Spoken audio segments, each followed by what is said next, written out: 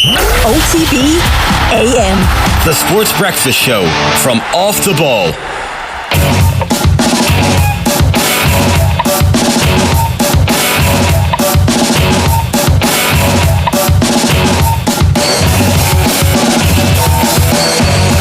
Past 7 on this Thursday morning's OTB AM, the Sports Breakfast Show from Off the Ball, with you live until 10 o'clock this morning. Loads to come between now and 10 o'clock. We've got Kathleen McNamee on the way at around 7:45. Live again from Brisbane, 1 week out from the start of the World Cup down under. Can't wait for that.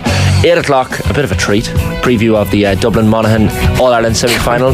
No bias, Shane. No bias. Paul Finlay, a hero of mine growing up, I have to say, in Monaghan, and J.O. Sherlock as well, to give the Dublin side ahead of that game. I just love that. Paul Finlay, a hero of mine growing up, and then Jason Sherlock. Let's get it out there. Centre. Is that bias? Alan Quinlan will be on the way as well at 8:25 to look ahead to the World U20 Championship final between Ireland and France tomorrow evening, with the sports news at 8:45 or so.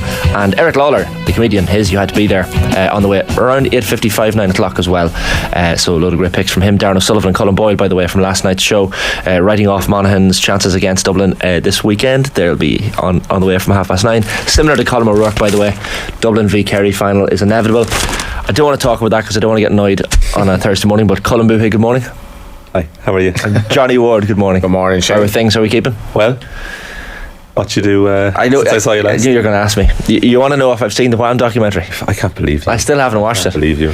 Do you know what happened? Sorry, can I tell you? I went on Today FM yesterday afternoon to talk about Wimbledon. That was the invite, to talk about Wimbledon. And you ended up, let me guess. And not alone that, Ray Foley was like, "Oh, Club Tropicana is an amazing song," and played the whole thing, right? Right, fair enough. But if you listen to that song, it starts very slowly for the first 60 seconds. It's a guy getting out of a car. It's a guy getting out of a car. It's not even musical. Right. And then the bass starts. Right. So that took over. And then people started commenting in, being like, "Yeah, it's amazing." Same documentary. as the Bridges chat the other day. And Brian Wise, huge fan of the show, Cork man who lives in Toronto, watched Wham. Brian doesn't even like music. Oh, right. I've no doubt I love the documentary when I watch it. It's just that I haven't had time this week to watch it, but I will watch it. Do you know? Why didn't you give me some advance warning about the Wham chat? Did you watch it? No. Come on. I didn't even know it existed. Johnny, this is Thursday, right? So the fourth day of the week. I get given out to by producer Colm here if I have a tangent of 20 seconds on something random, right? It's the fourth morning in a row that he's brought up this Wham documentary. And some mornings it was borderline 7-8 minutes of conversation. It's completely it's taken over. Netflix, you will love the Wham documentary. Commenting here from Rory Beggan, Paul Finlay did my garden in Monaghan. Fun fact. That's Tommy Freeman did my attic in Monaghan. So Monaghan legends. That's why it's all intertwined. It's all intertwined. Paul Finney is some footballer now, in fairness. I'm looking forward to that. Fantastic. And your man Sherlock. You did send me a great clip during the week about an Irish guy in the 60s. I mean, I've sent that around the WhatsApp circuit, and there's been a great reaction. I've seen this one. I can't believe I never sent it to him. Yeah, and there's a documentary there. But I mean, that's... Fill people in, so we don't want to be too vague for people who haven't seen it. What are we talking about here? David Attenborough meets this guy who basically lives in the wild, but there's a backstory. It's like, how did he end up out here? So he's living in the wild in what was an old kind of abandoned town almost in Australia. Yeah. Northern Territory. He's clearly an Irish accent, but it's kind of hard to know where he's from in Ireland. Turns out he's from Kerry because Colm did a bit of research. Yeah. But he comes out with these unbelievably profound and kind of erudite lines about life and just living on his own. And David Attenborough was like, well, what, you've no money, and he goes, why would I need money for? I'm happy, I always want to see what's over the next hill. Yeah, I thought that was a lovely line. And in the sense of, because I mean, half of my WhatsApp chats now seem to be on about the climate, but I think we were talking about the climate and you sent that back to me, and it was like, this man knew in the 60s how to live, and we didn't need to live this mad life of... Just the guy who was asked about are you lonely, and he was talking about all the books. Yeah, books W. Watts, and he was like, I read a medical book and I thought I had every disease under the sun. And he was a part-time prospector looking for gold and whatnot. And then David Attenborough said, well, if you find that, you become really, really wealthy, wouldn't you be delighted? And he said, no, it's not about that. I'm prospecting for contentment. What do you type in on YouTube, people who are unfamiliar? What would you type David in? David Attenborough, 1963, Jack Mulholland. Jack Mulholland. Also, Attenborough was a dish. Like, what a handsome. He was a handsome geezer. I mean, beautiful. Like, he was. He really was. Yeah, well, it's so weird seeing a young David Attenborough. And a good interviewer, because normally he's interviewing animals. Like, exactly. That's so true. That's a really underrated takeaway from the video, is that he's a brilliant interviewer. He is. Do you know what I took away from it as well? There's only like one species in the world that recognises money, right? The rest are getting on fine without money. They don't even know what it is. This lad was getting on fine without money as a human. But there was a backstory as well. So that, without giving it away, I think Colm's going to do a documentary on Jack Mulholland. I think it's so fascinating. It's mad. Honest to God, how he ended up there. Presumably he's long gone. Jack Mulholland. Yeah, like he's about probably in his 50s in that video. And but Attenborough isn't, and this is the mad thing. Have his autograph, David Attenborough. It's framed on the it's in my bedroom at home in Monaghan, and it's framed. It's on the desktop. David Attenborough, the geezer that was on the moon. Both all of them. Yeah, Paul Finlay. I actually did have a jersey signed with Paul Finlay back in the day. Still have it? Probably do still have it. There was Paul Finlay provided the one with Anthony Moyles, and we'll bring this up with Paul today. 2005 Division 2 National League final. Me, they're 2 points up. Ref tells Paul Finlay, who's 35 metres out from goal with the ball in his hand, this is the last kick of the game, and he's like, we're 2 points down. So Paul Finlay nonchalantly, lovely left boot, drops the ball into the square, thinking, right, someone just try and knock it in. Mark Ward, the Meath defender, and Monaghan fans will know exactly what I'm talking about here. Banty was the Monaghan manager and Sean Boylan was the Meath manager, and Mark Ward, sorry Mark, but he tries to fist the ball over the bar so that it's only a point and Meath win by a point, because they all know this is the last kick, but he directly punches it into his own goal. I kind of vaguely remember this. Bring the Ward name into vain as well. And ammonium, the Ward name into vain. But Monaghan had civic reception. This was before Monaghan had any sort of success really of this era. Obviously in the 80s they had plenty of success, but Division 2 title. Lots of tangents, but that does remind me of like the best like last ditch goal I've ever seen in Gaelic football, which was against the man's county beside me, Declan Meehan against Cork. And it was the ultimate tragedy of Declan Meehan's inter-county career that was the last kick of the game. It wasn't enough for Galway. He never won All Ireland with Galway, despite the unbelievable talent of the man and the family. But that goal, and I remember they had about 20 people on the line. I'm exaggerating obviously, but he still found a way to top right corner. I was like, how is this not like to clinch a game like that? So they must have been 4 points down. They were 4 down, and the ref blew it up after.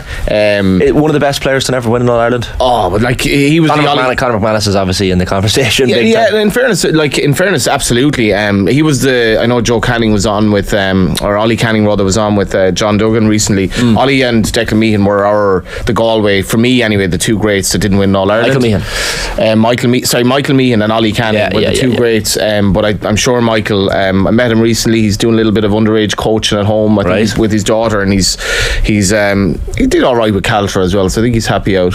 Jesus, yeah. There's some list of players that never won one, isn't there? Like Dermot Early Senior that never won one. Yeah, he wouldn't have won All Ireland because Roscommon haven't won since the 40s or something. Yeah, they got to the final in 1980, was it? Certainly the early 80s. They were comfortably up against Kerry and kind of blew it. He was a great footballer, and then I'm sure that'd be a good thing to get people going. It's one of the best player never to win All Ireland. I'm obviously going to lie in the Conor McManus camp here, but there are a lot of names there that you'd be like, Jesus. Conor McManus still has a chance, though.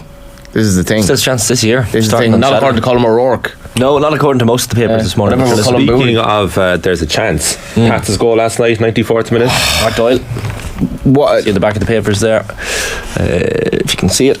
Doyle keeps Saints alive. Mark Doyle celebrates after scoring St. Pat's injury time goal. They're 2-1 defeat to F91 Diddling in the first leg of their Europa Conference League, first qualifying round tie. This is in Luxembourg last night. I'm not sure if the photographer is referenced there. I don't know. I know the odd photographer, Jerry Schmidt from Sports. Jerry Schmidt. So I'm sure photographers at times they probably get annoyed that their photos don't get great recognition. There was a photo from Pats and Cork the other night. I was at that game, and it was Tunde Olabi being manhandled by Sam Curtis, who's 17, like literally had his hand on his throat, but it wasn't even free. It was just one of these physical moments in the games.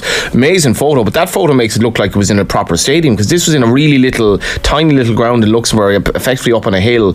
And it was just such a massive moment, I think, for Mark Doyle and also for John Daly, because John Daly made 4 substitutions. I'm just looking, 70 minutes he brought on 2 players. He brought on Jason McClelland on 81.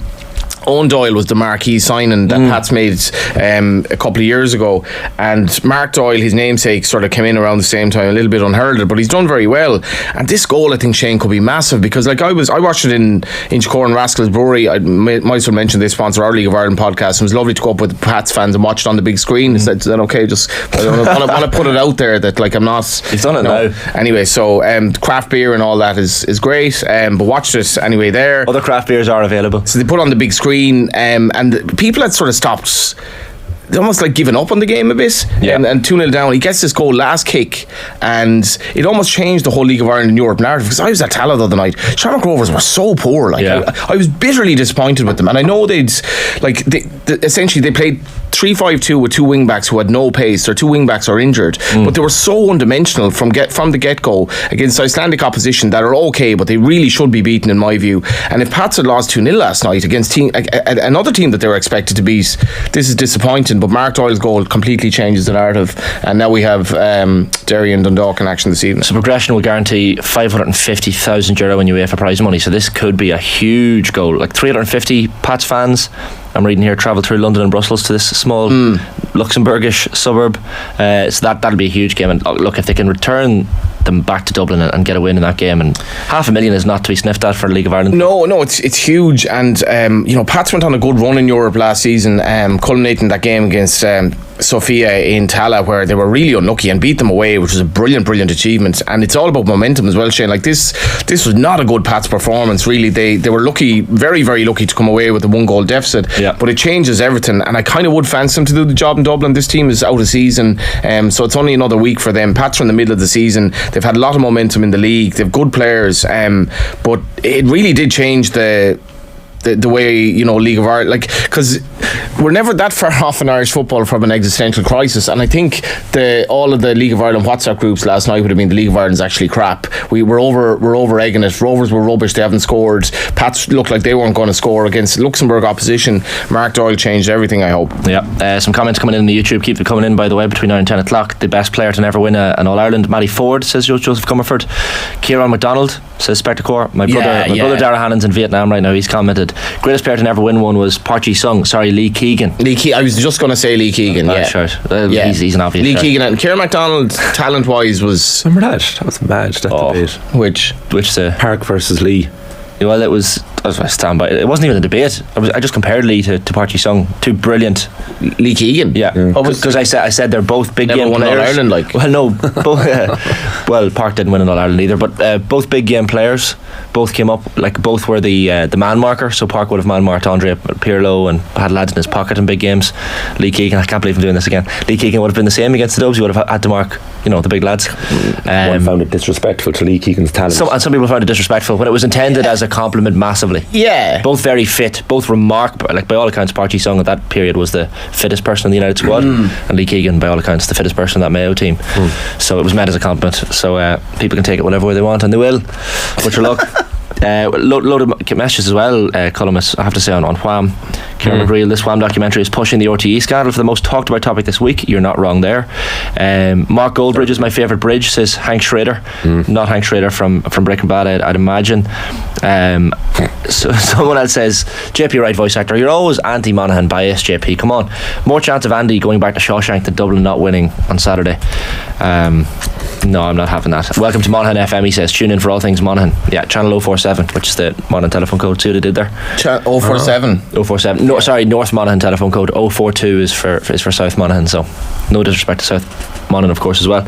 GAGO did not get consumer watchdog clearance. Inquiry opened as controversial online service was only approved for overseas viewers and not for Irish audiences. So we had the GAGO discussion in the Oireachtas yesterday. We had the future of football discussion in the Oireachtas yesterday. So sport is turning to the front pages. Yeah, I think the future of football one's an interesting one to talk about, because all hands are on deck with the GAGO stuff. Basically, I mean, it was about sports broadcasting and the future of it, but obviously that is what dominated. Yeah. The one big takeaway is that they might consider reducing the €12 one-off price for a GAGO match, but a season ticket is very valuable and good value for money. Yeah. Now, the Ian O'Riordan side of it, he went into the dial and was talking about funding for football in Ireland, and it's something you've been talking about for a long time when it comes to facilities. Yeah, like in fairness to Aon, like again, without plugging our podcast, we had him on and he was very, very good. He spoke really well, and as much as there are probably political points to be scored for him, I do think that he's very genuine in this. But it's weird that like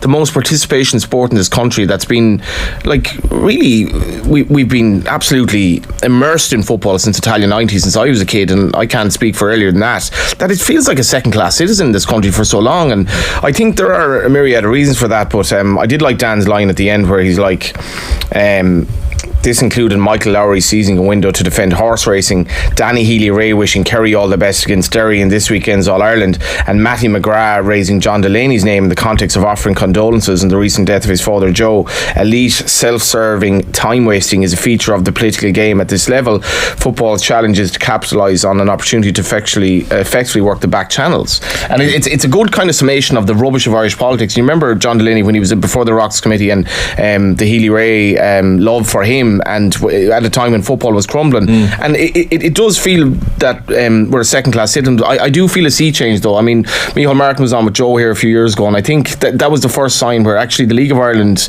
might have some friends in power. And I think in terms of the next election as well, with what it looks like a Sinn Féin led government, I think football is going to be in a better place, but we've a long way to go. Yeah, it's hard to care about everything, but a lot of politicians seem to care about so little. Yeah. And like from what I've got this week is that like there are a few who are really good at questioning and really do have clear passion for what they're talking about and what they're debating. But so many of this, and you saw it in the RT stuff there on Tuesday too, with Ryan Tubridy and Kelly, like, is that like you don't even care about these questions you're asking. I'm talking about the deputies now, I'm not talking about Tubridy. Yeah. And they just want to be seen to be doing this. And also I'm thinking this is pure pageantry. This is just all performative. Nothing's going to come for this. Like, it's just at least we did it. We were transparent about it, that we asked these questions. Watch, isn't it? And I have a huge amount of time for the fact that Aon O'Riordan brought this to the Dáil yesterday, but it's very difficult. Like, there were screen grabs of the extremely low attendance figures because it was clashing. Yeah. So it's never. It's a beautiful synopsis actually of the treatment of football in the country, and that we're a football mad, loving country, that we don't actually treat it as such when it comes to it. In these debates and committees, I'd have respect for the politicians who ask short questions, because they obviously are using up less time for the answer, and also the questions that. So Tubridy obviously made the point in the RTE one. Very early on he said, this has nothing to do with my leaving the job, and whether you believe him or not, that he said that at the start. So every politician going back and asking him that question again, it's like he's not going to say anything different. Yeah, you can edit your questions and also ask one at a time. Exactly. It's just a waste of time. So yeah, it is a good kind of mirror into Irish politics at times, particularly a lot of rural politicians. You're like, how did you get elected? But there is this card out there that like it's us against Dublin, and like I'm going to come up with stuff like, we're abandoned and wish Kerry the best in the All Ireland. One other thing I should mention as well, which is significant. Sinn Féin, Luke O'Riordan would have a Sinn Féin Bohs connection. I think would be very helpful in terms of getting Sinn Féin on the side of the League of Ireland. Sinn Féin sports spokesperson Chris Andrews followed up correctly, pointing out that a large number of football clubs cannot apply through the existing sports funding mechanisms championed by Thomas Byrne, because they don't own their facilities, and that's a big problem. So you actually don't qualify, because, and you'll have a lot of football clubs around the country that are kind of, they're living hand to mouth, don't own their facilities, and they can't apply, and that's a large minority as far as I'm aware. And one other thing, just when Shamrock Rovers played that crowd Reykjavik the other night, they have an amazing sports facility in Iceland. Like, and I was thinking, looking at these players, all part-time, all Icelanders, who were in a country of a population of 300,000, were well able to compete with Shamrock Rovers, and an awful lot of that is down to when Iceland did well in the Euros. They pumped all the proceeds back into facilities in Icelandic football. Didn't happen in Ireland because the FAI was broke. Clearly bearing the fruits of that now, the Icelandic clubs versus the Irish teams, certainly. At 7:49 a.m. approaching on Thursday morning's OTB AM, the sports breakfast show, I'll have the ball time to dial in to Brisbane, Australia, because Kathleen McNamee, host of the Koi Gig Pod, is standing by. Morning, Kathleen. Morning, guys. How are we? Still no proof you're in Brisbane. You could be anywhere there. If If you gave me 2 seconds, I can show you out my window if I could work out actually how to change the blurriness on the background of this. I won't show you my slightly dodgy hotel. See, I trust you. I trust you, Kathleen. Thankfully, Kathleen has a lot of B-roll for us too, a lot of footage of Brisbane in training, so yeah, we should go. Look at that. Wow. There we go. We think Kathleen filmed this. We think so. Yeah. I tell you, I don't know if this will... I will mention as well, might Kathleen. be too bright, but you can see the general skyline there behind me. We can. Brisbane. Oh, yeah. That's wow. Okay. the central business district. Oh, class. Now we're talking. Which is where I am there she is. Yeah, so that staying proves it. at the moment. There she is. Yeah. Honourable mention to Paul Taylor of Sligo as a really good player who never won All Ireland. Unbelievable footballer when I was young. Well, it was something to do with Brisbane. Just putting it out It's because Kathleen's on the line and Sligo came into your mind. Exactly. Is that way? That's the link. Well, I did love whenever I was getting set up with Jojo outside and all I could hear was Shane talking about Monaghan, and I was like, God, it's been nearly a week since I heard anything about Monaghan. Oh yeah, good morning. Yeah, exactly. It was always going to happen. Listen, Monaghan are playing a big semi-final in 2 days' time. It's gonna. I'm sorry, I'm going to know you for the next I'm going to have to find somewhere to see if anywhere will show it out here. Might actually get some use out of GA Go. A few Irish bars in Brisbane show the 2 matches this weekend. I'd say she'll be the Talton Cup as well. Those days. I have to say, guys, I went to watch the Origin series, the final third game last night. What's all this about? And so it's rugby league, and it's between New South Wales and Queensland was the series. And so Queensland had won the first 2, and this was basically like New South Wales had to kind of come out and show up, which they actually did. But I was watching it in a bar, and it was like a free-to-air channel. And so every time someone scored, so whenever they scored, it went straight to ads. And then whenever they were taking the conversion, there'd be ads before the conversions and then ads again after the conversion. And I was giving off about this on Twitter because it just like totally took you out of the game. And someone was saying that the A-League here, so like the soccer league, if you watch it, they actually delay taking set pieces so that they can go to an ad. So not only is it affecting the people that watch TV, it's affecting the people in the stadium as well. And I know, like, I was following a little bit of the Diego stuff yesterday during my jet lagged sleep, and it just made me think. I was like, God, we actually, I know there's a lot of issues with Diego and we have things to fix there, but we actually don't realize how lucky we are in terms of our free-to-air TV that's what it could be. And I know you can't go to the worst possible example, but that's mad. Do you remember, like in USA '94, around that time, the football, like soccer as it was, they were trying to like get it to take off in the States. Watched a couple of games, and at that time they were like, because they're from the US, like the ads during the whole game were like constant across the screen, like ads for this, ads for that. And I was like, is this going to change now where basically you have a massive advertising potential during live football to basically have loads of ads? But I've never heard anything as extreme as that, where a player is literally delayed to get an ad in. It'd be like doing an ad for, like, I don't know, craft beer in the middle of a conversation, Colm, wouldn't it? What was the craft beer? That's reference to you. In fairness, there's a connection to these there is as well, to be I fair. understand. So, Joe's a good man. But it's like, you know, whenever before, like, say the Six Nations and stuff, before they kick off the game, they go straight to an ad break, and I always hated that because I think it's really stupid. And then this game was just like constantly that.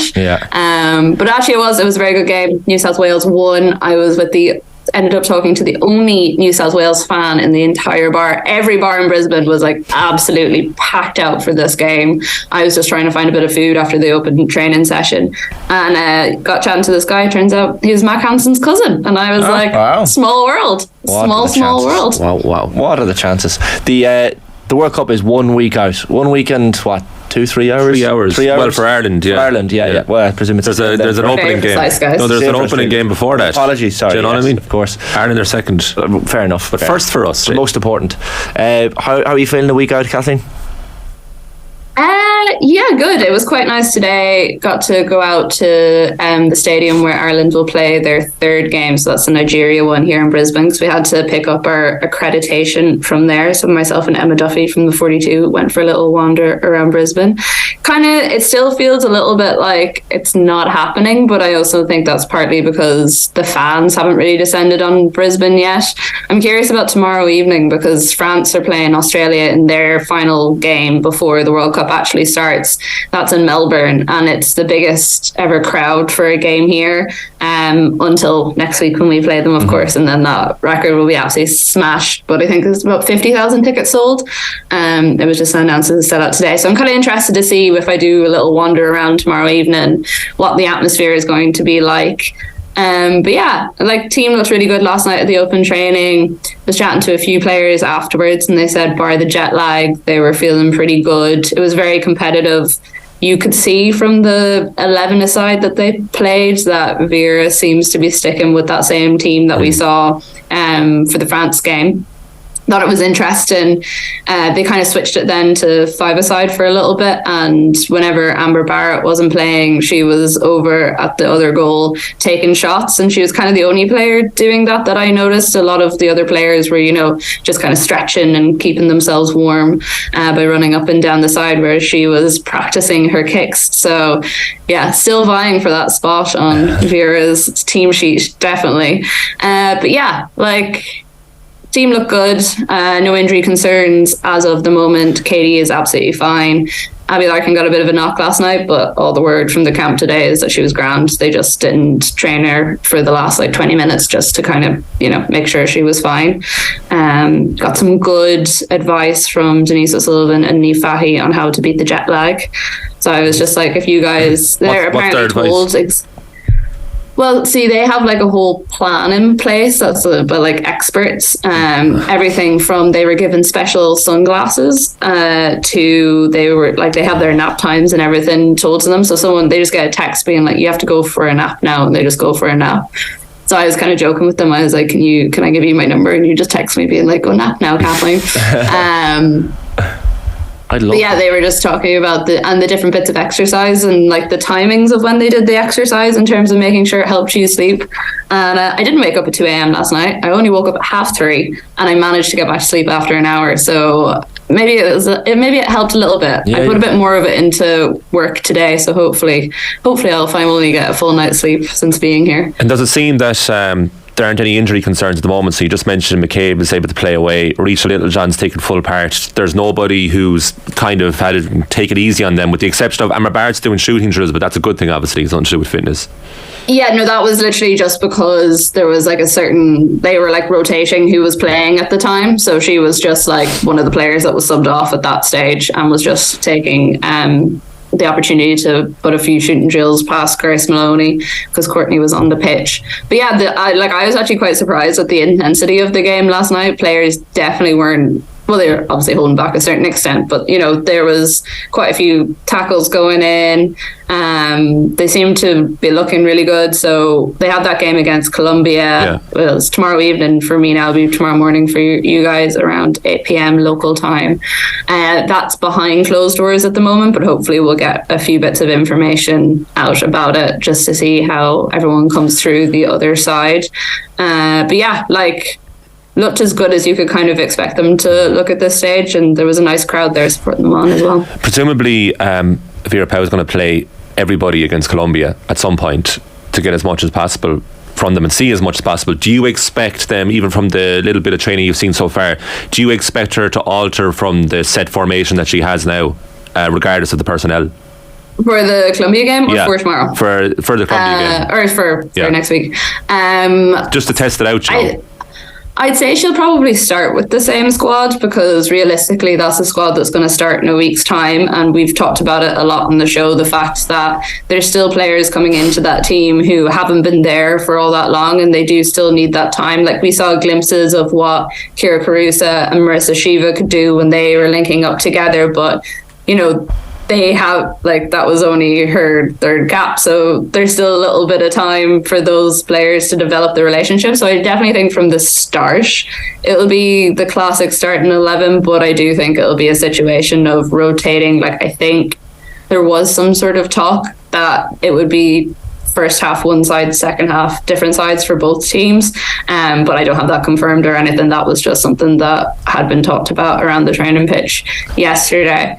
So I think it'll be as much about giving those players the opportunity to cement those relationships on the pitch, and then also giving people a run out and making sure that if we need it, touch wood, not for any injuries, and let it all be tactical. If we need people to come in, that they are match fit and match ready. Just on that, Kathleen, she's quite rigid in terms of her team selection and so on and so forth. But at tournaments like this, it is a squad thing. You think of goals that players have scored for Ireland in World Cups coming off the bench.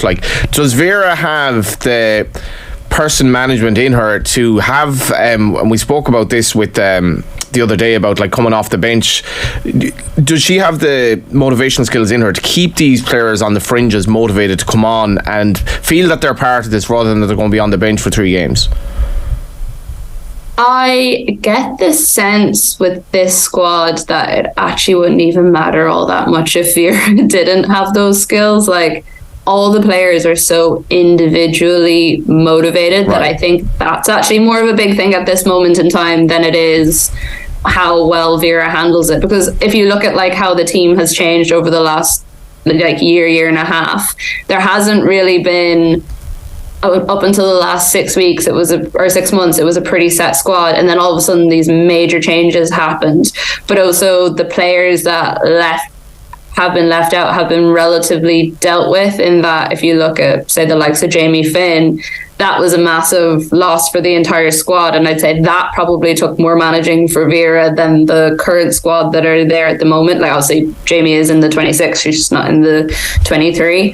And if you talk to some of those fringe players as well, say the likes of Ciara Grant, I remember speaking to her after the Zambia game where she had the assist for Amber Barrett's goal, and she was saying, you know, I think I did as much as I can do tonight to play my way onto the plane, but also I've always been that fringe player. I've always been on the sidelines and come on when it mattered and showed up. So I think a lot of those players kind of know themselves what their role is within the team.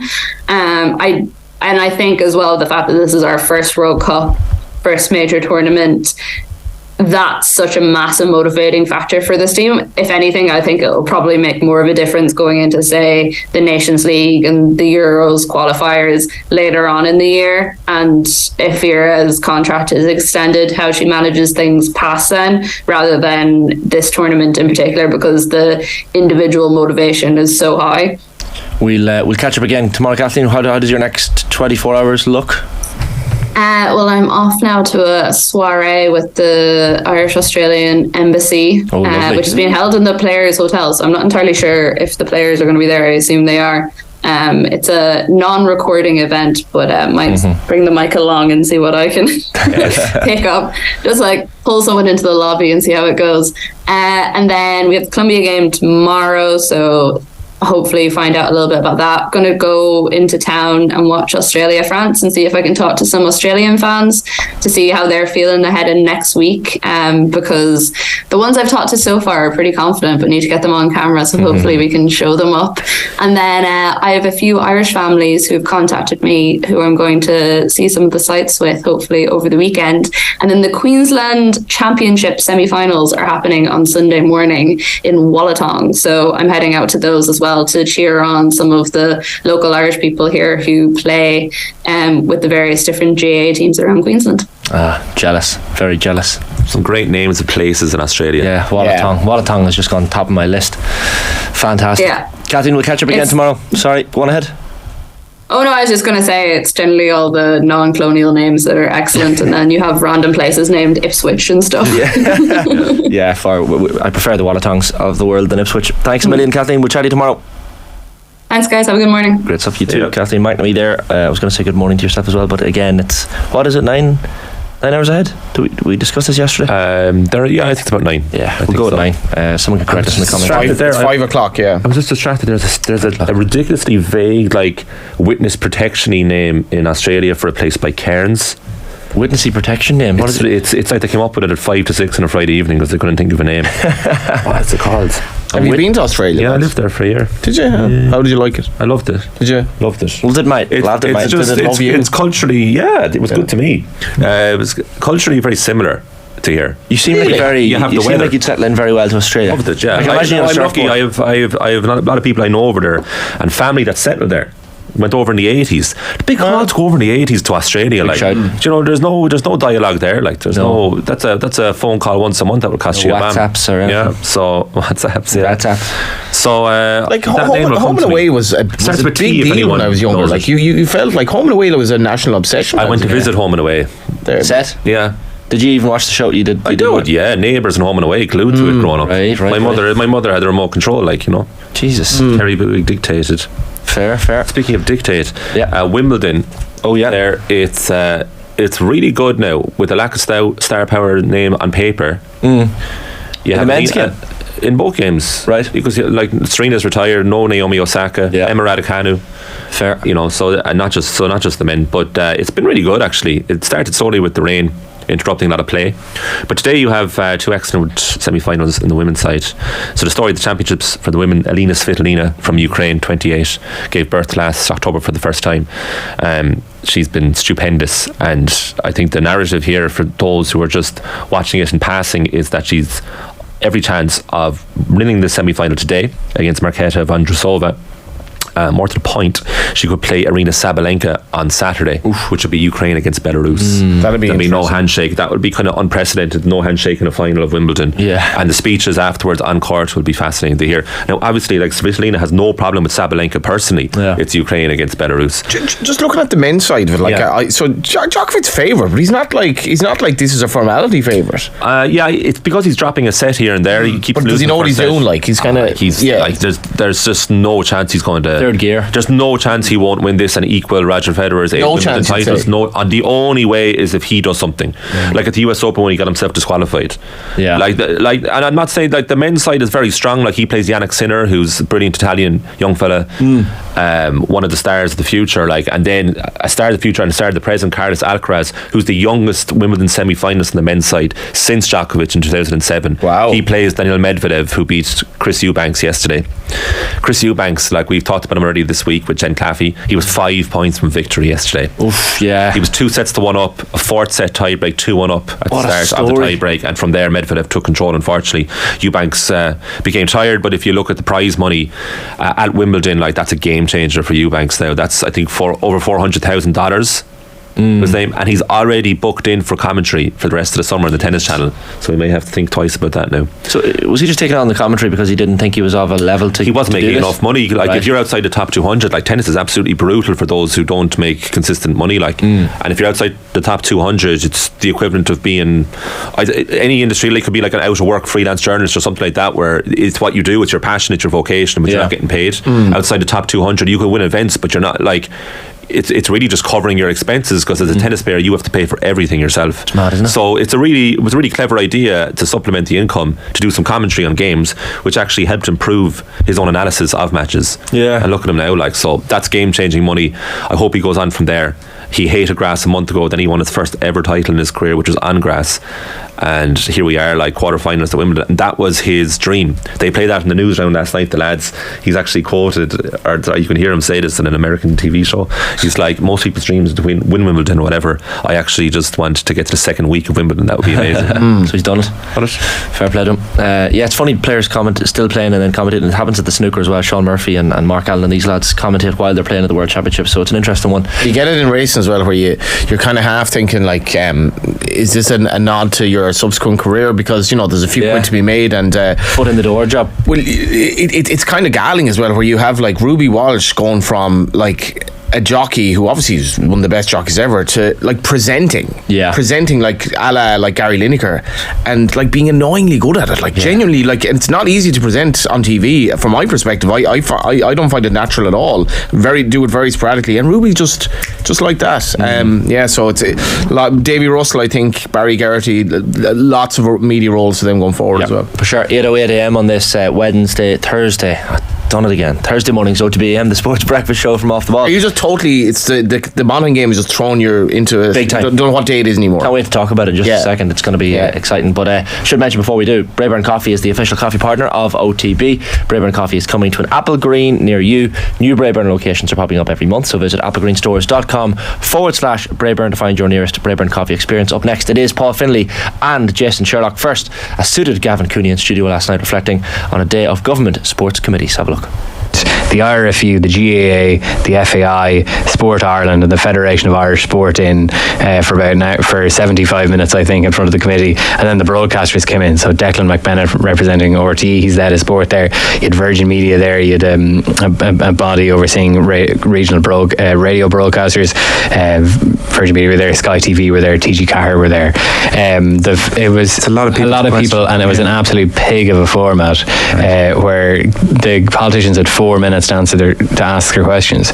We've seen with the RT thing, how difficult it was for them to get anything in and get any kind of proper questioning in 10 minutes. This was 4 minutes, and they were very kind of quite strictly policed. And were all of those representatives of all those broadcasters in at the same time? The broadcasters were in at the same time, yeah. So some of them, I presume, weren't even asked a question. Yeah, there wasn't a whole lot asked of a couple of them. Obviously, in terms of the governing bodies, the GAA dominated things, because this was effectively a cross-examination of GAA going up and name. The RFU, life must be great at the RFU. Like, they had asked hardly any questions could go. Did I mention we're world number one in the men's game at the moment? But that was in their own. But I can't talk now. We've got a World Cup final on Friday. But you go ahead. Poor Jonathan Hill of the FAI was accused of conflating the nation and the state by a Sinn Féin TD in his opening statement. So it's just like he's probably rifling through De Valera's constitution as it is. But it was mostly GAA go. Right.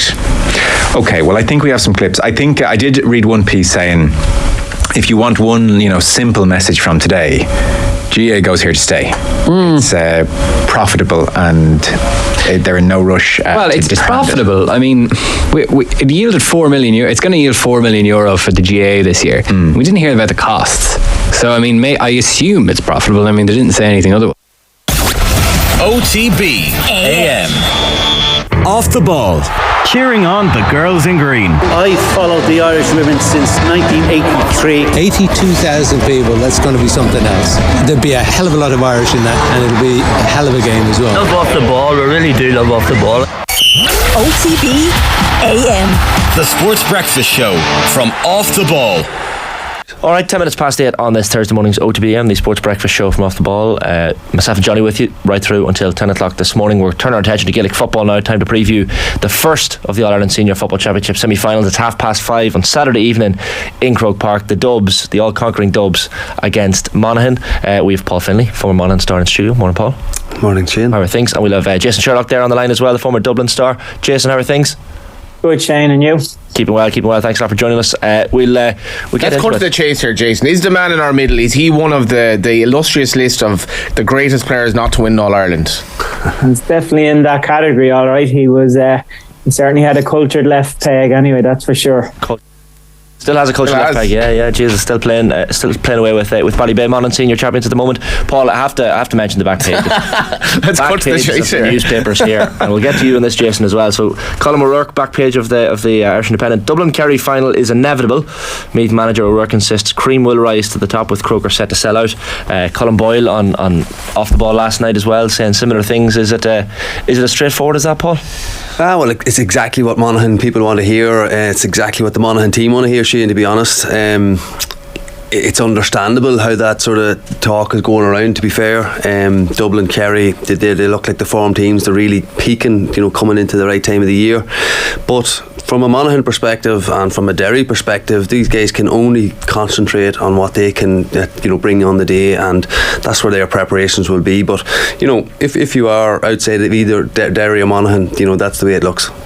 Jason, I guess it's Monaghan, one of those teams. I know it's all league form, but certainly they always have decent battles in the Allianz Leagues. Division 1, I think Monaghan have won 3 and drawn 1 maybe of the last 4 games against the Dubs. Then you have to park that, I suppose, for Championship, because it's a whole different ball game. Yeah, well, I think when you look into this game, the starting point would be that league game, their last league game, where obviously Monaghan had a great victory and Dublin got relegated. And I think, although it was league football, it was very, very soon. It was very close to Championship last year. Obviously, Monaghan's season didn't go the way they would have liked. And when you look at Dublin, they're probably a different team now. And who knows, they mightn't be the team they are now without that defeat by Monaghan at that time. But we've seen already in this year's league, Derry beating Dublin, but then they get to Croke Park and it didn't translate. So yeah, that's going to be a big challenge for Monaghan. The one thing though, from a Monaghan perspective, they've played really well against Dublin and Croke Park, and there's not many teams that have that experience going into these big games, and I'm sure that's something that Vinny and the players will be kind of reinforcing, that they have been here before and they have performed very well against Dublin. The start of the second half, in particular, Jason, against Mayo, I guess is why everyone is really bigging up the Dubs at the moment. I guess over the last year or so, there have been ups and downs, like the Kildare games.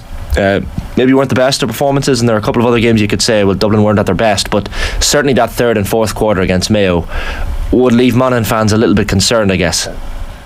Yeah, and like when you look at the game in All-Ireland semi-final, Dublin are where they wanted to be, and I just say there was some really good parts of the performance against Mayo, and it was very similar to the Dublin Mayo game, and I think it was 2019 where the third quarter Dublin got on top. And again, when you look at the origin and the source of that, it was from the kick-out situation, and Dublin certainly pressed up on the Mayo kick-out in that game. It's something they've tried, and we've tried to do against Rory Beggan, who for me was probably the hardest opponent when it came to against pressing up on a kick out. So that would be a challenge for Dublin on Saturday. But as you say, Shane, I think it's been a strange, it's been an unusual season. Obviously it's a new season, but it's been a very strange graph in terms of Dublin and their progression. And I suppose that's what kind of gives a lot of opposition hope, because Dublin haven't consistently performed as well as they have in years gone by. But at the same time, they're in an All-Ireland semi-final. They look to be peaking at the right time. A lot of familiar names in the Dublin squad, and I think the challenge that the Dublin management team have is having the right 15 on the pitch at the right time. And sometimes when you have so many players, that can be a challenge in itself. So it'll be interesting to see how that plays out on Saturday. You've had that experience, Paul, of playing with Rory Beggan and a couple of Ulster Championship winning teams with Monaghan and against them at club level, those great battles between Ballybay and Scottstown. How important is he on Saturday? Because as Jason says, those kickouts, the way Dublin pushed the Mayo kickout was probably key in winning that game for them. But Beggan's kickouts are another level, so that he will be a crucial cog on Saturday. No doubt about it. Rory's been huge for Monaghan, as you say, for Scottstown also. I know coming up against him with Ballybay, like he's such an influential player for Scottstown. You know, not alone his kickouts, but kicking these booming points from 60 metres and beyond, like is a serious advantage. So, yeah, it's going to be crucial. You know, you would expect that Dublin will press up on Monaghan's kickout, you know, and really put them to the pin of the cut right from the start. You know, so it's really going to be hectic in that first 10 or 15 minutes, and it'll be for cool heads, and thankfully Rory has a lot of experience under his belt. There's a lot of experienced players out the pitch. He has Darran, who I'm thinking is going to start this match out the middle of the field. But you know, they've played a lot of football. You know, they've played in Croke Park a lot, the good open spaces to try and find a man. So even though it's going to be difficult, you know, we have a good man in Rory to try and get it going. You say the cool heads, Paul. Like the first 10 minutes, what is the Monaghan self-belief there? The sense that, because there will be a lot of fear as well. Like if this goes wrong early, like where are we at? Well, they have a big game attitude. You know, they've been in big games before. A lot of the players, like there's a few new guys that you know wouldn't have seen this level before. But you know, there's the experience in the group is huge, and it's huge coming into these big games and the prep for these big games.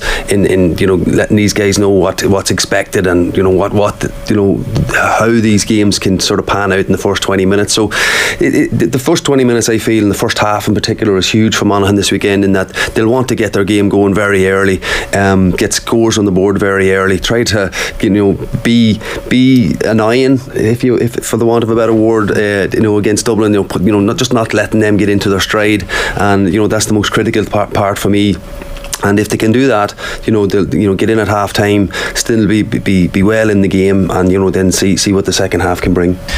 Jason, if you're trying to subscribe to any theories of Dublin weakness in this team, I was chatting to a big Dublin GA fan at the weekend, and they were trying to fill me with some hope, and they were kind of saying that maybe pace or lack thereof in the Dublin backline is one area that Monaghan could exploit, especially if you have the likes of Conor McCarthy and Carl O'Connell bombing forward from half back into that attacking zone.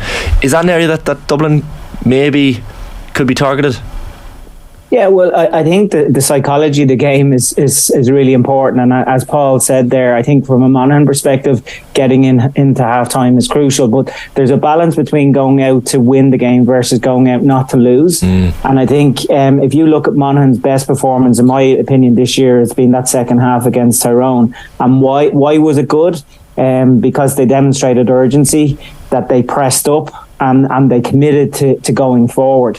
Now that's a very hard thing to do in Croke Park against Dublin, because if you overstep the mark, you could be exposed at the back. But certainly from a Monaghan perspective, if you're looking to kind of look for weaknesses, there's always question marks about the Dublin backline, but I think that's more to do with their structure. They generally play man to man, which obviously gives teams opportunities, and generally Dublin forwards are forwards. So if you've got backs that can put them on the back foot, that gives opposition an opportunity as well.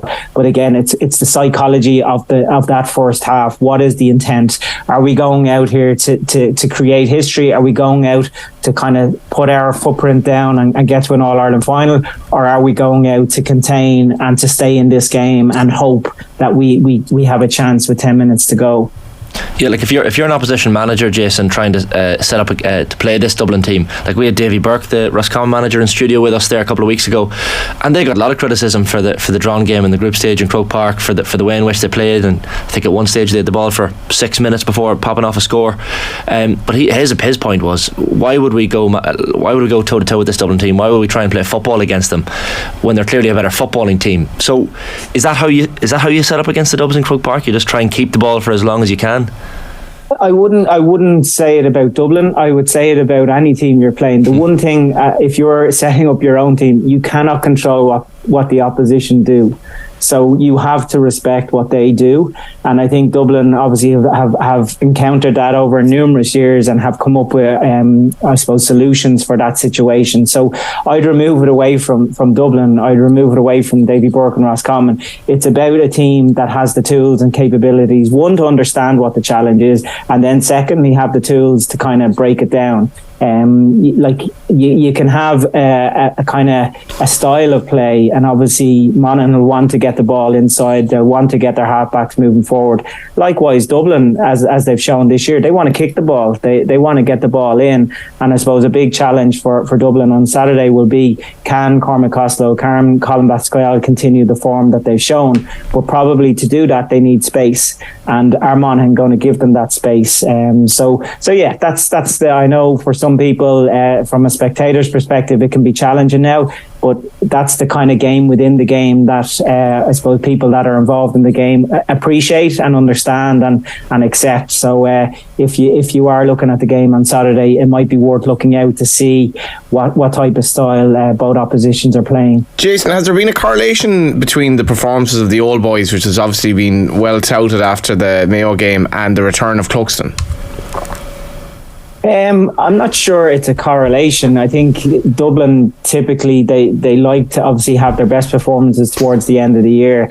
Obviously, having a player like Stephen Cluxton in goal is, for any team, is a big boost. But ultimately, that's great on paper, and they have not been tested yet. And ultimately, that's where we'll know whether having these guys around are a good thing or a bad thing. And I suppose that's the challenge, that the opportunity Monaghan have at the weekend is, can they put Dublin on the back foot? Can they challenge what's going on? Because ultimately we don't know.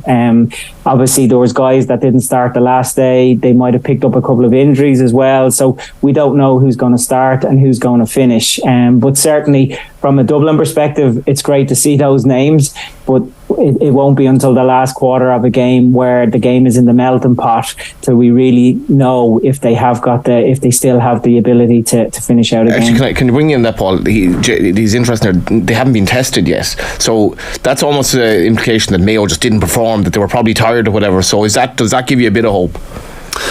I'm not sure. I think that was a cracking quarter-final, for long periods. Do you buy the narrative that Mayo were tired or Dublin were just amazing? Well, I think there's a bit of both. Mayo certainly did bring it to Dublin in the early stages of the game and were right in it, all through the first half. And, they had some couple of mistakes, you'd have to call them. Was it down to tiredness? That's up for question. But, they certainly brought it to them. The Mayo played that similar type of game that they always do, that chaotic sort of open game, and it sort of lent to Dublin be able to go and do their thing for that second half, and they certainly finished that second half amazingly, with some key players coming off the bench, and they just look really, really strong. So Monaghan won't want the game like that. Monaghan will do anything to stop the game falling into that sort of thing, but you have to expect that Dublin's going to come after Monaghan a lot more than the teams have done, like Armagh or even Kildare. That was a sort of a mirrored approach on what Monaghan was bringing. Dublin will go after Monaghan, they'll push up, and you'd have to think that it's going to be difficult for Monaghan to withstand that. Are they prepared for that? Well, they have to be. They have to be, because that's what Dublin will do. They won't sit back and let Monaghan have possession for long periods of the game. They'll push right up at them, put serious pressure, put serious heat on all those guys that like to have time on the ball coming out of defence. So I can only hope that Monaghan have prepared for that, and they'll be ready to deal with it. And they can break those lines. Carl O'Connell, Conor McCarthy, Conor Boyle. We've seen it all. Ryan Wiley can come forward and break tackles, and but at the end of that, though, Monaghan will not sustain that for 70 minutes, so they'll look to have a more measured approach where they can. Conor McManus, we have to talk about him. Like, he just, when he came off the bench against Armagh, and we had Aisling O'Reilly in studio last week. She was down by the sideline, and she said he looked agitated on the sideline, ready to get in, and clearly had a mark of the game straight away, and nerves of steel with that free kick to even win it at the end. Do you start him against Dublin, or do you do what Vinny Corey's been doing all year and kind of bring him off the bench with 35 to go? I think ideally we hold on to him. That's from me looking in. That's what Vinny's been doing this year so far, and I don't think they'll change tack now. They'll hope to get a really strong. Just the way modern football is, it's just hectic for that first 35 minutes. It's the pace is unbelievable. And then you look to Conor in the second half, and just to come in and do what he has been doing. He's just been it's off the charts. Really that introduction against Armagh. We've seen it down the years. I've played with him, played against him. He's a go-to guy. Anytime you need a score, he will pop up and look for that responsibility. You're 40 now. How hard is it to maintain that at the level that he's at into the latter half of his 30s? Like, I don't, like, you see it with Mike Fitzsimons as well. Like, I maybe it depends on your life outside of football a lot, but it's an insane achievement from my perspective that to be playing at that level. Yeah, it's amazing. It doesn't get any easier, I can tell you, from experience. You got to change your game a bit as well, obviously. Like, of course, and it's well documented the difficulties Conor's had with injuries and his hips, etc. But he's managing that really well. He's managing that for a long time now, and he's looking after himself as good as ever, in as good a shape as you'd ever see him. So that's credit to him. But I suppose mentally it gets difficult every year that passes, and everybody's expecting you to retire. There's something eating away at you inside. Should I actually be here? And these doubts come into your mind, especially standing over pressure free kicks like the way he did. So it's clearly not affecting him, and that's what makes him a really special player. Jason, the strength and depth has never been a concern for the Dublin team, but when you saw the lads coming off the bench against Mayo, the likes of Rock and Small and Kilkenny, would you expect any of them, like Kieran Kilkenny comes to mind and Jack McCaffrey comes to mind as well, would you expect either of them to start, or will there be very little in terms of changes from Desi Farrell, would you expect? It's hard to know, and I suppose we're all interested, and we'll all, as everyone is, the hum of expectation 20 minutes before a game, because as I mentioned earlier, the management seemed to have an embarrassment of riches there. It was obviously a big surprise not to see Kieran Kilkenny start the game, because he's been such a key performer for Dublin over the last number of years. Owen Morton, as I mentioned, got injured coming off in the second half, and to see him come off was a worry. But I think just to build on your last point, and it applies to Dublin as well, you mentioned Mick Fitz, you look at the performance of James McCarthy the last day, you look at the likes of Darran Hughes, you mentioned Carl O'Connell. I've obviously seen Conor McManus, and I got to chat to him earlier in this year, and like to see those older players and to see them still performing at the level they are, they're a credit not only to themselves as footballers but also as people, to be able to still continue to care as much as they do and to commit what they do to perform. It's really kind of inspiring, and obviously no matter how the game goes, you want to see those guys having their day in the sun and going out to perform really well. Is it the fear of the afterlife, Gio? It's like once this is done, it's done. Like, do you know what I mean? It's like, I know it's hard, you have to motivate yourself for another winter of this, but like once it's done, I won't hear the roar of that Croke Park crowd again. Yeah, you think that, Johnny, but that, to be honest, if that's your mindset, you're probably doing it for the wrong reasons. And I think the one thing, and I know obviously the Dublin lads, and I got to know Conor a bit, they care about their counties a lot. They care about where they are. And obviously Monaghan have had a couple of years where they've underperformed in the championship. And I'm sure if Conor was asked to be wheeled out for a minute to kick a free for Monaghan this year in the championship, he would have done it, because he's had a lot of challenges and a lot of injuries to get to where he is. So no, I think the more team focused players, they see that their care to the dressing room and the people that they're playing with, but also to the pride that they have in their county. I think as well, when you see like the Saudi Arabia and the money and where these lads going to go now in football, like, that's a lovely thing. That, like what Gio says there, that like I never played inter-county football. I wouldn't for a minute want to put in that commitment. It's unbelievable, and for them lads to be doing it for the love of the county is like, it's a rare thing in sport at that level nowadays. Like the lure of management as well, inter-county Jason, is always there, and but there is, as Johnny says, there's the commitment issue there as well. I think the Monaghan and Donegal jobs took months and months after the championship to fill. I know your name was one that was quite strongly linked with the Monaghan position, and I had the J.O. Sherlock posters bought for the bedroom. I thought this was a done. You won't even ruin this bedroom anymore for Bohs. I know. You'd imagine. How close was that, Jason, to the Monaghan position? Because it seemed to be reasonably close. I know you were probably considering it.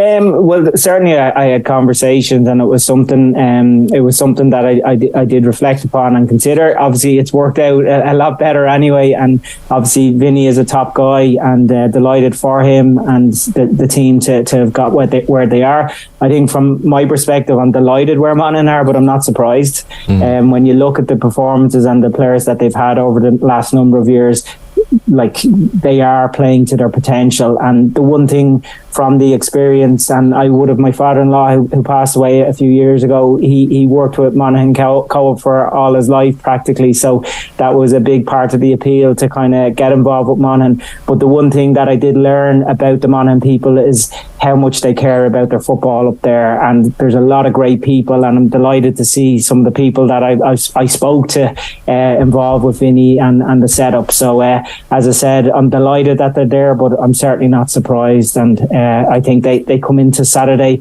with a real good shot of upsetting Dublin. What does Vinny have? Just out and out leadership quality. He had it as a player all down the years. He's big on discipline, and you can see that in the way the team are playing. He never was phased when he was playing either, and you can see that again on the line. He's just totally in control at all times. But you'd have to be just very happy from a Monaghan perspective and a supporter now at this stage that the way the team are playing, they're just putting every last bit of themselves into each and every game that they play. And you know, what more can you ask for from any manager? Like the teams, when the team's playing like that, and tactically astute. They've had to adapt.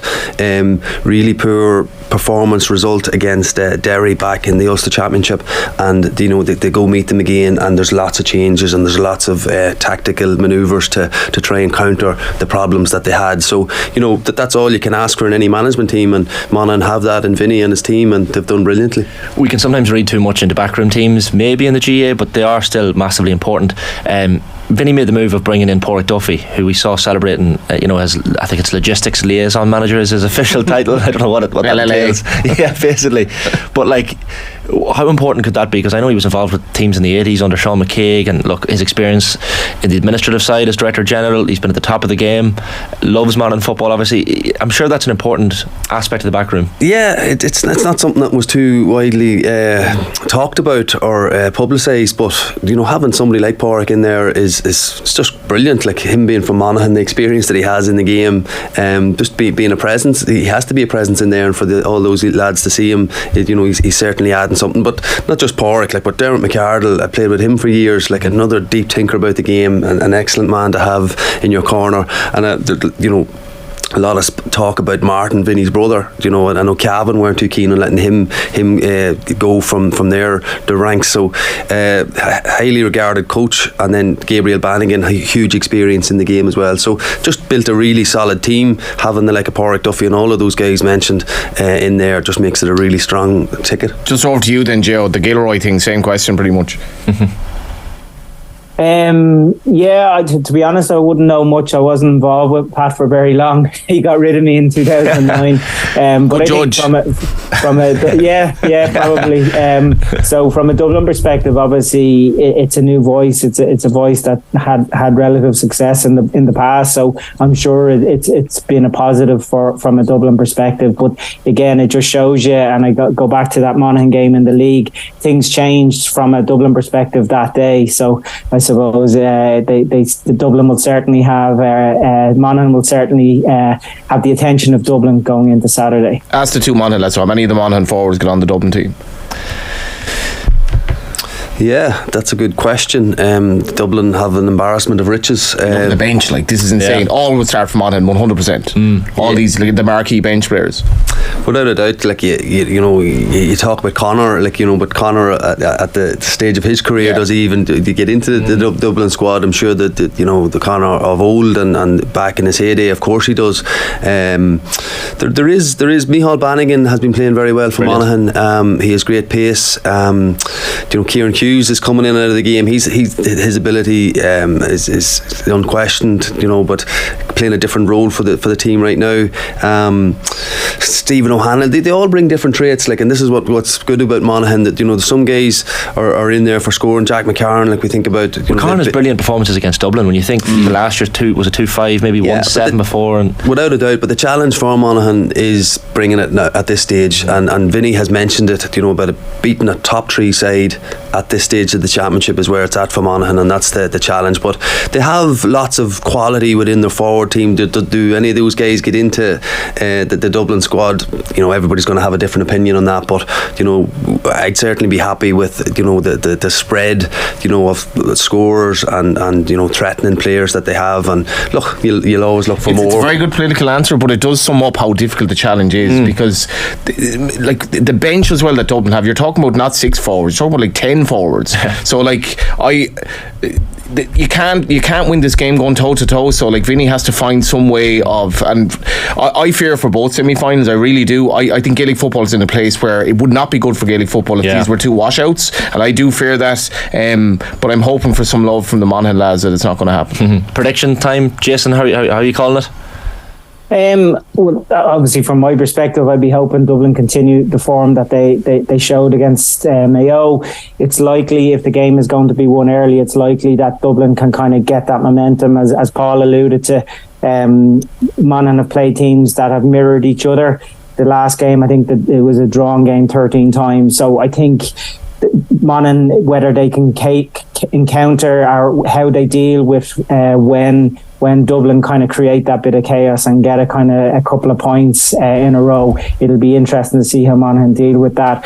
I think I would love if the game got to the final quarter for both teams. I think it'll test Dublin, and it'll be interesting to see how they deal with that. But also, if it gets to the last quarter, you would expect Monaghan to be at their strongest, because the likes of Conor McManus will be on the pitch, and then it'll be a case of whether they really believe. So I'd love it to get into the final quarter, and if it does, with the game in the balance, and if it does, in my opinion, it could go either way. Paul? Yeah, I think it's a case of what version of each team brings to the day. If Dublin bring their absolute best that we've seen in the second half against Mayo, it's going to be a really difficult task for Monaghan.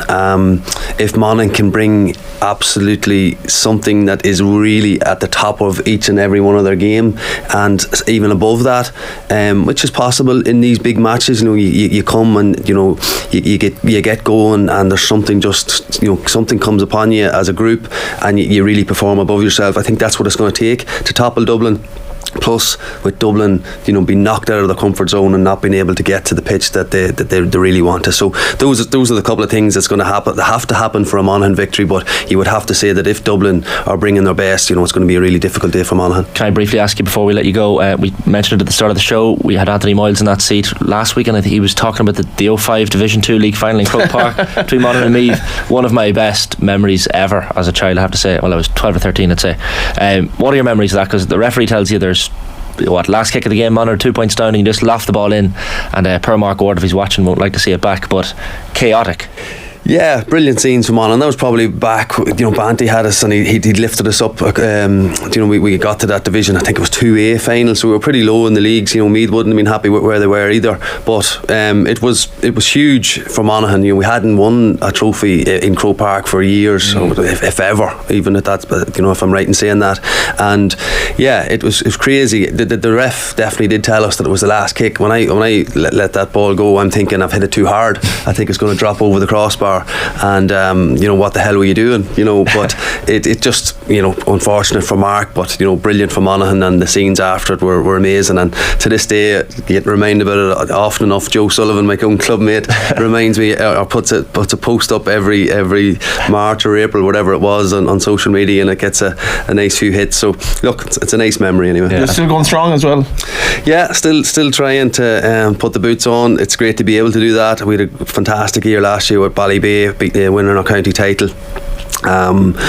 It's a case of being able and everything being right in my life, thankfully, at home and work, and just having that opportunity. And I'm blessed to not have too many injuries that allows me to do that, and trying to enjoy it.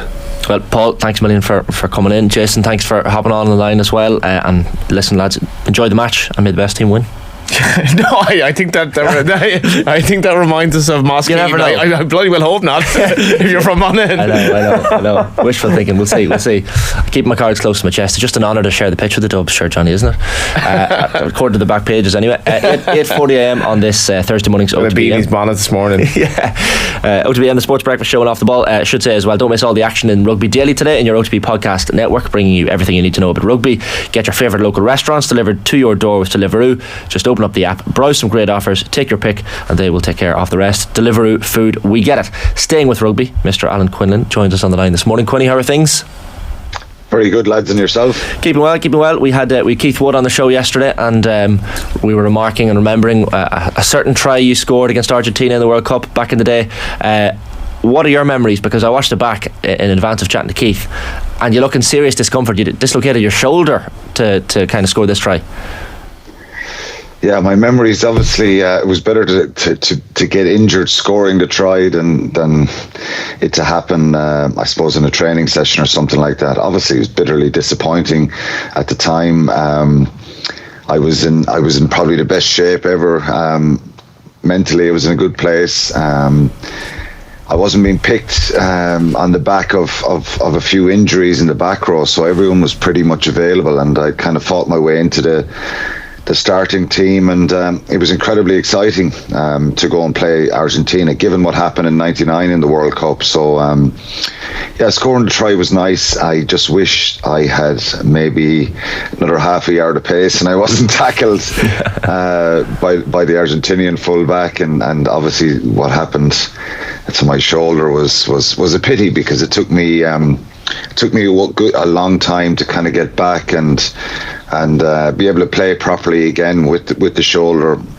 It did affect me for a long time. I had to kind of change the way I trained in the gym and stuff like that, because it took a fair bit of to get the flexibility back and all that kind of stuff, and build up the shoulder again. It took a long time, but probably 7 or 8 months later, I was in South Africa on an Ireland tour and came off the bench twice there for that, and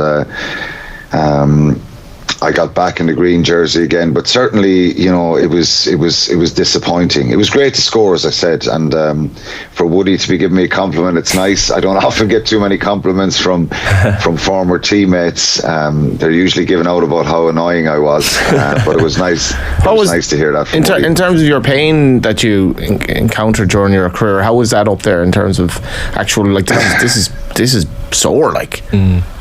bit indescribable, Johnny. If I'm being honest, it was pain that was like, this isn't stopping, like, and it's phenomenal, really.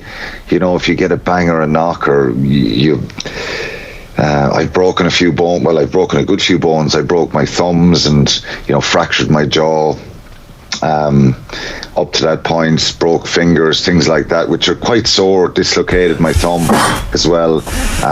But that pain was it was a searing pain that wasn't really stopping until we got into the dressing room and the medics for the Irish team, and there was a few other medics there who eventually got the shoulder back in place. Once it popped back into place, the pain literally stopped. It was like turning off a tap, and I went off to hospital, got an x-ray, and got back for right at the end of the game, and Ireland had won the game, so that was probably the most important thing in the day, because there was so much pressure on us going into that game.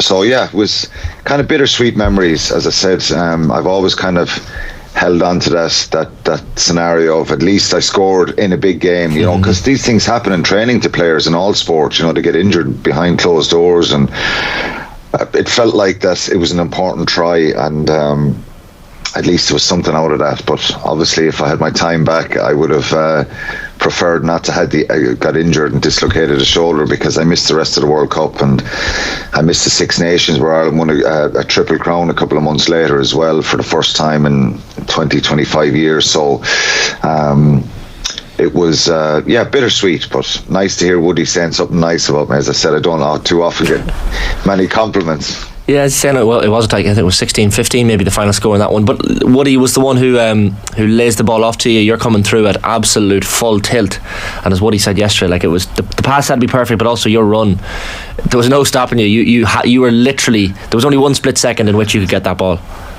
Yeah, but you don't really I didn't really think much about it, to be honest. I just got in his shoulder, and he threw a little dummy and then a pass, and Corletto, the full back for Argentina, you know, he's a very quick, physical player, and even from a pace point of view, I suppose I was in really good shape going into that World Cup, and had a few setbacks before that as regards selection and just understanding what it was like to get to that level, the sacrifices you make and all that kind of stuff. So it was great to score it. I claim, you know, I think scoring the try, you know, there was always a bit of a joke with guys who played in that match that I saved Irish rugby, that it was so important to try, and I was kind of claiming that I saved the Irish few a lot of money, that we wouldn't have to qualify for the next World Cup, and we were going to come out of the pool and get into the quarterfinals and stuff like that. But Paul O'Connell was always kind of back at me, saying that, well, you know, Rog or David Humphreys would have got a drop goal or a penalty to win it. The try didn't really matter. But so in some respects, if Ireland win the World Cup this year, it is sort of down to you, really. Well, a lot of the success in recent times, Johnny, would be down to me, I'd say, because that 15 million that I saved the Irish few back then in qualifying, and so yeah, it's not unrelated, Shane. Credit for it. Yeah. money helps. I tell you what would be a lovely little lift for the country and rugby in Ireland would be a win over France tomorrow evening, Quinny, 6:00 in the World Under 20 Championship final. An emphatic win over South Africa at Athlone Stadium, as we talked to you earlier in the week in the semis. This French team, Ireland getting just over the line against them in the Six Nations, but they are possibly favourites heading into this one, France. It's probably what Paul was saying there beforehand about Dublin-Monaghan. It's a little bit like that. Ireland are strong underdogs here, you know, and I think it's nothing really to do with the Six Nations. Ireland can look back and obviously take a lot. You can take a fair bit from that, and it's a massive achievement to win the Grand Slam like they did this year and last year. France have improved a lot. They've added a couple of players, the pace, the power that they have, and you know, they are strong favourites. They've scored, I think it's 29 tries in 4 games, which is a hell of a return, isn't it, to score that many tries? They've only conceded 11, so it's very hard to stop them, Shane, from scoring. You know, if you look at the semi-final against England, they're 17-0 down. England got a brilliant try early on. They got a penalty, then got a brilliant try, team try. Then they get an intercept and score again, and they're 17-0 up. And you think France are rattled a little bit here. They respond, and you know, half time is 24-14 to England, and you think, God, there's an upset on here, and this is good for Ireland because they're stopping France from playing here effectively, and Ireland, I'm thinking in my head, you know, they can take England. England is a better team for them to play in the final, a better chance maybe, and the response in the second half was phenomenal. You know, it was 24-14, and then, you know, 20 minutes later it's 52-24. England scored a try at the end. Just that performance in that second half was a reminder to everyone of how strong they are. I mentioned, I think, on Monday about their number 8. We talk a lot about Brian Gleeson, but their number 8, Marco Gazzotti, is a wonderful player as well. And Baptiste Janou, the scrum half, he makes everything tick for them between forwards and backs. He makes a lot of line breaks. He's just a phenomenal player. He's always on the inside and making breaks, popping the ball off the fellas, and they're hard to stop. So how do you stop them? I'm not really sure. I think for Ireland, they probably need a perfect performance here, and maybe to cut out mistakes and errors, and try and get a complete performance. Are they capable of it? Yes. Ireland's ambition in attack, and the way they've played throughout the Six Nations, this tournament, they attack a lot, and that's kind of in their makeup. So I think Ireland can score tries against France, yes, but they've got to defend really well. And they can take a lot of heart probably from the defence against South Africa last week in the semi-final. But as I said, a near perfect performance is required if they are to win it. But up to this point, they've done remarkably well, Ireland. How important is a game like this psychologically for a player of that age, Quinny, where, like, if you look at, say, New Zealand and England, they perform with credit but get battered by 21 points. Say if Ireland lost by similar or worse, or more significantly just weren't in the game, how damaging is that psychologically as a young player if you're like, I'm just not good enough for this? Well, I think, yeah, it's a good question as regards, obviously in any sport, if you get a heavy defeat, particularly in a final, people remember it, don't they? You know, they remember that. But I think up to this point with these players, they've achieved a fair bit. Winning the Grand Slam. It's a big tournament. It was fantastic performances right throughout the tournament. Getting to a final here, given the start they had when they drew against England, the way they responded, everything that's kind of happened around the tragedies that have affected the squad. Psychologically, will it damage them? Yeah. If you get a big defeat, of course you'll remember that. The flip side of that is if they were to, be close here with 10 or 15 minutes to go, I think they've shown that they've incredible belief, this team, because they've had a fair few setbacks aside from the off the field stuff. That's been incredible to deal with. They're a side that really respond after they make a mistake or two. They just seem to dust themselves down. And that's probably the most impressive thing for me. They're a very calm side. They're quite patient in what they do, and that's down to good coaching as well. But it's Richie Murphy's done a remarkable job, but there's also a lot of kind of mature leaders in the group. So I think they know what's coming, Johnny, and I don't think anyone will focus on the reality is France have shown in the tournament. So there's evidence to say there that they're incredibly powerful. They're after improving a lot since the Six Nations, and they're capable of putting up a big score on anyone. And they don't seem to panic, because their captains after the game was talking about even the 17-0 down, that they were very controlled and calm. Then they're 10 points down at half time, and Of course, it's easy to say when you do go out and score loads of tries and win the game, but he was saying that, you know, they were very relaxed. They seem to believe that if they just get themselves right here, they're going to score tries against England and win the game.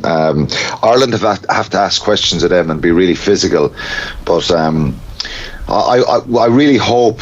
Obviously, we all hope they win, but there's a little bit of a worry here. If France get their tails up, they're capable of pulling away, and I just think this team deserve a real shot at it, and hopefully they can bring a performance that keeps them in the game. And I really believe if they're in the game with 15-20 minutes to go and it's tight, that a little bit of momentum may swing with them. But France are very, very dangerous. It is a delicate balancing act for Richie Murphy as well, isn't it? Like, we have to play our game, so you have to have some middle ground between we have to play our game, but also be conscious of the fact that we basically sort of need to have a 10 out of 10 performance, and we also need to somehow suffocate France in the sense of make this like as close as possible for as long as possible. So I don't know, you have to inculcate a lot of belief maybe, but at the same time we can't kind of get ahead of ourselves here. Yeah, well, I think, and it's probably my own mentality from being out there and on the field and playing. The worst thing anyone can do sometimes is, sometimes you see it in football where somebody scores a goal against a run of play and you shut up shop for the day and you bring on an extra defender and all that stuff. Doesn't really work in rugby unless the conditions are absolutely horrendous, and maybe it's only just penalties that are winning the game, and handling is really difficult. I think Ireland have to focus on their own performance, and I think they're capable of causing France problems in attack. And that's where they obviously have to really kind of have their mindset that they've got to play rugby and back what they've done in this tournament and in the Six Nations, because, you know, last week they defended for long periods in that semi-final and then scored 3 great tries in the second half. So they've got to front up, and he's picked a very physical side. So, you know, it's not a case of trying to contain France, because if you do that, I think you run into problems. They have to be brave and go for it as well, and I think they will be. I think from Richie Murphy's kind of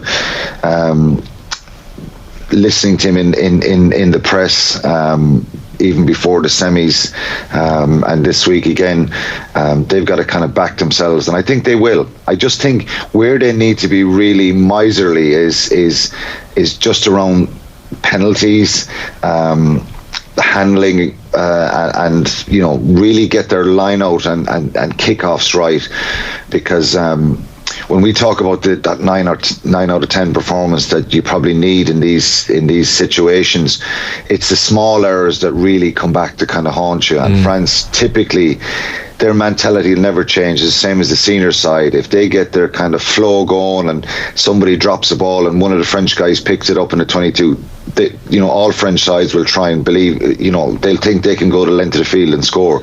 In those moments, it's Ireland have got to be really rock solid and kind of strong defensively and just shrewd in their game. So their kicking game is really important as well. Yeah, I should mention as well, the team used Richie Murphy is from the semi-final. The only change, is the return of James McNamee to blindside flanker. He was suspended, of course, for high tackle earlier in the tournament. Dublin-Monaghan moves then from blindside flanker to second row. Your prediction briefly, Quinny, for that one? How do you think it's going to go? Oh, I don't know. I think it's it's France are it's going to be difficult to stop them. And on the basis of what we've seen, France probably are that little bit better. But there's a side of me then that thinks that, everything that's happened, the under-20s have become really, really tight, and I'm sure that they do themselves proud, but I think France probably just win this on the basis of what we've seen. We should mention before we go, we've had a comment in from Pascal Jacob who says on YouTube, are you not even going to mention those Canterbury abominations? So people might have seen this, the new Irish jersey for the Rugby World Cup. We have a few images up on screen there. I don't know if you've managed to see these, Quinny, but it's is it that bad? Well, no, that's just what they see. Jerseys are so subjective. I actually think they're lovely. It's not abominable. No, it's definitely not. I don't know. The jersey is said to be, quote, the most technologically advanced ever produced by Canberra, and officially launched alongside the kit sponsors We Go Together campaign, calling on Irish fans across the world to unite in support of the team. So it's challenging Quinny's intervention in terms of if Ireland do win the World Cup, it'll be down to the jersey pretty much. True. Have you seen these jerseys yet, Quinny? Yeah, I saw some shots online. Yeah, I think they're nice. I'd obviously like to see it kind of up close and see what they're kind of a brighter green, aren't they? Yeah. Definitely not as dark as the 07. Initially, I thought it was a T-shirt that Peter O'Mahony, Ian Henderson, and who was the other player yesterday? It's put it up there again. Oh, Ross Byrne. Yeah, I think they're going for that look as well, Quinny. Ross Byrne could be just showing up in a boozer in Ballsbridge there, and it's oh yeah, whatever. You look well. It's a great shot. You know, the first thing I thought of is none of the three of them know what a razor is used for, because they all have this kind of beards on them and stubble and stuff. Nobody shaves anymore, do they? No, myself and Johnny don't clearly either. No. Handsome lads, no, to be fair though. This is it, yeah. This is it. Also the three rugby lads. What was the question again? Getting distracted, sorry. Jeez. Quinny, great stuff as always. Thanks a million. Cheers, thanks lads. Brilliant stuff. Alan Quinlan on the line. I'm having that jersey. I think they're quite nice. I like it. It's a wee bit soccer-esque. Maybe a bit. Rugby fans will hate that. But, are you old enough to remember when rugby jerseys were grossly oversized, and I think it was a thing there where coaches are it's a lot harder to grab a player if we actually have tight tops there. That wasn't that long ago. No, it's true. Scientific. Makes sense to have them tight as you can be. 8:50 AM on Thursdays, OTB AM. Here are some highlights coming up at the OTB Podcast Network for you today. We've got Gavin Cooney from last night's show, Football Daily as well, and the F1 pod. We had a great episode recorded yesterday. After the break, we'll have comedian Eric Lalor, so you had to be there. During the ads, a clip from that latest episode of the F1 pod. I was joined by Bernie Collins, the former head of race strategy with the Aston Martin Formula 1 team, and the 5-time Grand Prix winner John Watson. We were analysing what you've all been waiting for: Martin Brundle against Cara Delevingne. The F1 pod and OTB brought to you by Chicago Town Pizza. Real takeout taste for less with Chicago Town. Back in a sec. You're listening to OTB AM. It's Galway versus Kilkenny. But not as you know it. It's the fastest I've ever seen you run in your life, brother. The Hurling Pod Live is off to the Port Gosh Energy Theatre in Dublin this July, and you're invited. I'll be joined by my co-host James Skell and Paul Murphy on the night. Start the leveler, he'd say, and the tractor is coming after us. As we debate the highs and lows of the 2023 season and preview the All-Ireland hurling final.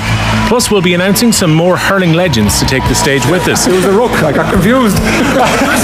It's happening on July 20th at the Bord Gosh Energy Theatre. It's an exclusive off-air event. Tickets are limited, so don't delay. Go to offtheball.com/events for more. Bord Gosh Energy, proud sponsors of the All-Ireland Senior Hurling Championship.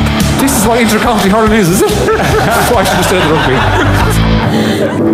I don't know who. A lot of people on Twitter seem to be suggesting one was in the wrong, the other was in the wrong. What was your take, Bernie? It's just one of those things, Martin Brundle. If celebrities were informed as to who he is and what he does, they could avoid this sort of thing. Yeah, I think that's true. Or if Martin was provided a full list of people that didn't want to speak to him in advance, there's two ways of avoiding the situation. Either you enforce everyone to talk to him, or you provide him with a list of people who aren't going to talk to him. That's the two ways around it. He obviously does his research to know who everybody is in advance of being on the grid. It's hard to get the full story, I think. We don't really know the full story of what her pre-briefing was before going on the grid. There's lots of very strong opinions, like you say. Obviously, when you step into the paddock, you agree to be filmed. That is a prerequisite of stepping into the paddock, is you agree to be filmed, but you don't necessarily agree to be interviewed. So there is a slight difference there. So everyone has the right to say, no, I don't want to speak about that, or whatever it might be. But the grid is slightly different. It's a very privileged position to be in. And it's funny because obviously she is there for PR for that team and the brands that she's supporting. I think she was at the time wearing a branded cap that she's, rumour has it, paid to be wearing on the grid at that time. And this is the very cynical version of me, but if I was wanting to get maximum attention for my brand on the grid, I would refuse to talk to Martin and have some sort of funny thing that we're discussing, because I don't actually know who else Martin interviewed on the grid. I've not seen any clips from any other interview on the grid, just the one that was rejected. So to get the ultimate PR out of it, you'd reject the interview. So I don't quite know where it sits on that, and that is me being very cynical, but it has brought more PR than any other interview that was done on that grid on Sunday. OTB AM. The Sports Breakfast Show from Off the Ball. It's so unexpected. It's one of those you had to be there moment. You had to be there. It subsequently genuinely did change everything about my life.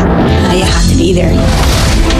Yeah, 2 minutes past 9 on this Thursday morning's OTBAM. It's the latest episode, as you just heard there in the sting of You Had to Be There. Delighted to welcome the comedian and actor all-rounder Eric Lalor in the studio. How are you, Eric? I'm very, very excited to be here, lads. Thanks for having me. And Bohs fan. I mean, that was that obvious? Yeah. I mean, this is an absolute gem of it. It is the Dublin bus jersey. It is, yeah. It's the one. It's one of many Bohs jerseys that's caught the attention of people, but this one in particular, I think, stands out because of its likeness to a Dublin bus seat. And I have sat on the Dublin bus with this camouflage. Somebody actually sat in your lap because he didn't see you. Exactly. And like ticket inspector, I can get away with a free ticket, no problem. There's nobody there. I like those glasses. How those glasses hovering? Amazing. They've had a few though. They've had the Bob Marley one. There've been a multiple number of those jerseys. The most recent one, I suppose, the one that grabbed the headlines very recently was the tribute to Christie. That was a great idea, wasn't it? It was a nice moment. I mean, in the 3 days they raised over 140 grand for St. Francis Hospice, which was amazing. Like, they sold like 3,500 jerseys in 3 days, which is incredible. And all the credit with the jerseys goes to Dan Lambert, the COO of Bohs. He's the genius behind all of these, and he likes to downplay it all the time. But he is a socialist Jeff Bezos. He would be a multi-billionaire if he put his mind to it. He's a socialist, but he embraces capitalism very well. But that Aslan thing, honestly, I thought that was such the difference that would make to a hospice. You can slag Bohs all you want. I thought that was a beautiful gesture. It really was. And of course the Palestinian jersey that was out there recently as well, the Bob Marley. There's so many now, and we get so excited when there's a new jersey about to launch. We're going, I wonder whose piss we're going to boil today. Yeah, exactly. I was going to introduce you as actor, comedian. I was going to introduce you as Fair City villain as well. Yeah. I mean, it must be lovely to play a villain. Oh, it's the best crack ever, because you could be having a bad day and you go into there and you don't have to pretend that you're in good form. You just put the scowl into your performance and they're like, oh my God, he's a nasty. When I got the part in Fair City, my mum's a big fan, and I told her and she was like, oh my God, I can't believe, she was delighted, so proud, never been prouder of me, and I said, I said, man, no. She said, when you see the character I'm playing, he's an awful so-and-so, and she goes, I don't care, and then within 2 weeks of me watching me on screen, I got a text out me going, don't ever come out to my house. That's not my son. Awkward Christmas dinner after that. Jesus, yeah. Well, Johnny Ward, we were just saying Johnny Ward's your... Well, this is it. I mean, this is the other Johnny Ward. There's obviously the Ferry City Johnny Ward. Johnny's just got married there, I was sending it to the family group the other night. There was a headline and it was Johnny Ward weds, right? And I blocked everything else out, and the sister was like, you've got to give me a bit more information here. The actual headline was Fair City in love, hate actor Johnny Ward weds stunning bride Brenda Murphy, but that bit was left out. But Johnny Ward weds. There's a lot of Johnny Wards out there. Yeah, a lot of famous ones. Absolutely. There's a geezer that does travels around the world as well. He's very well known. Like, he's Irish and he's a world explorer, so he's number 3 of the list. Yeah. Right, are you number 1 in the Google search? You have to be. You have to be. Absolutely. You're omnipresent. By this stage, you're everywhere. There's a few Johnny Wards. Love hate, Yeah, love hate. Yeah, there you go.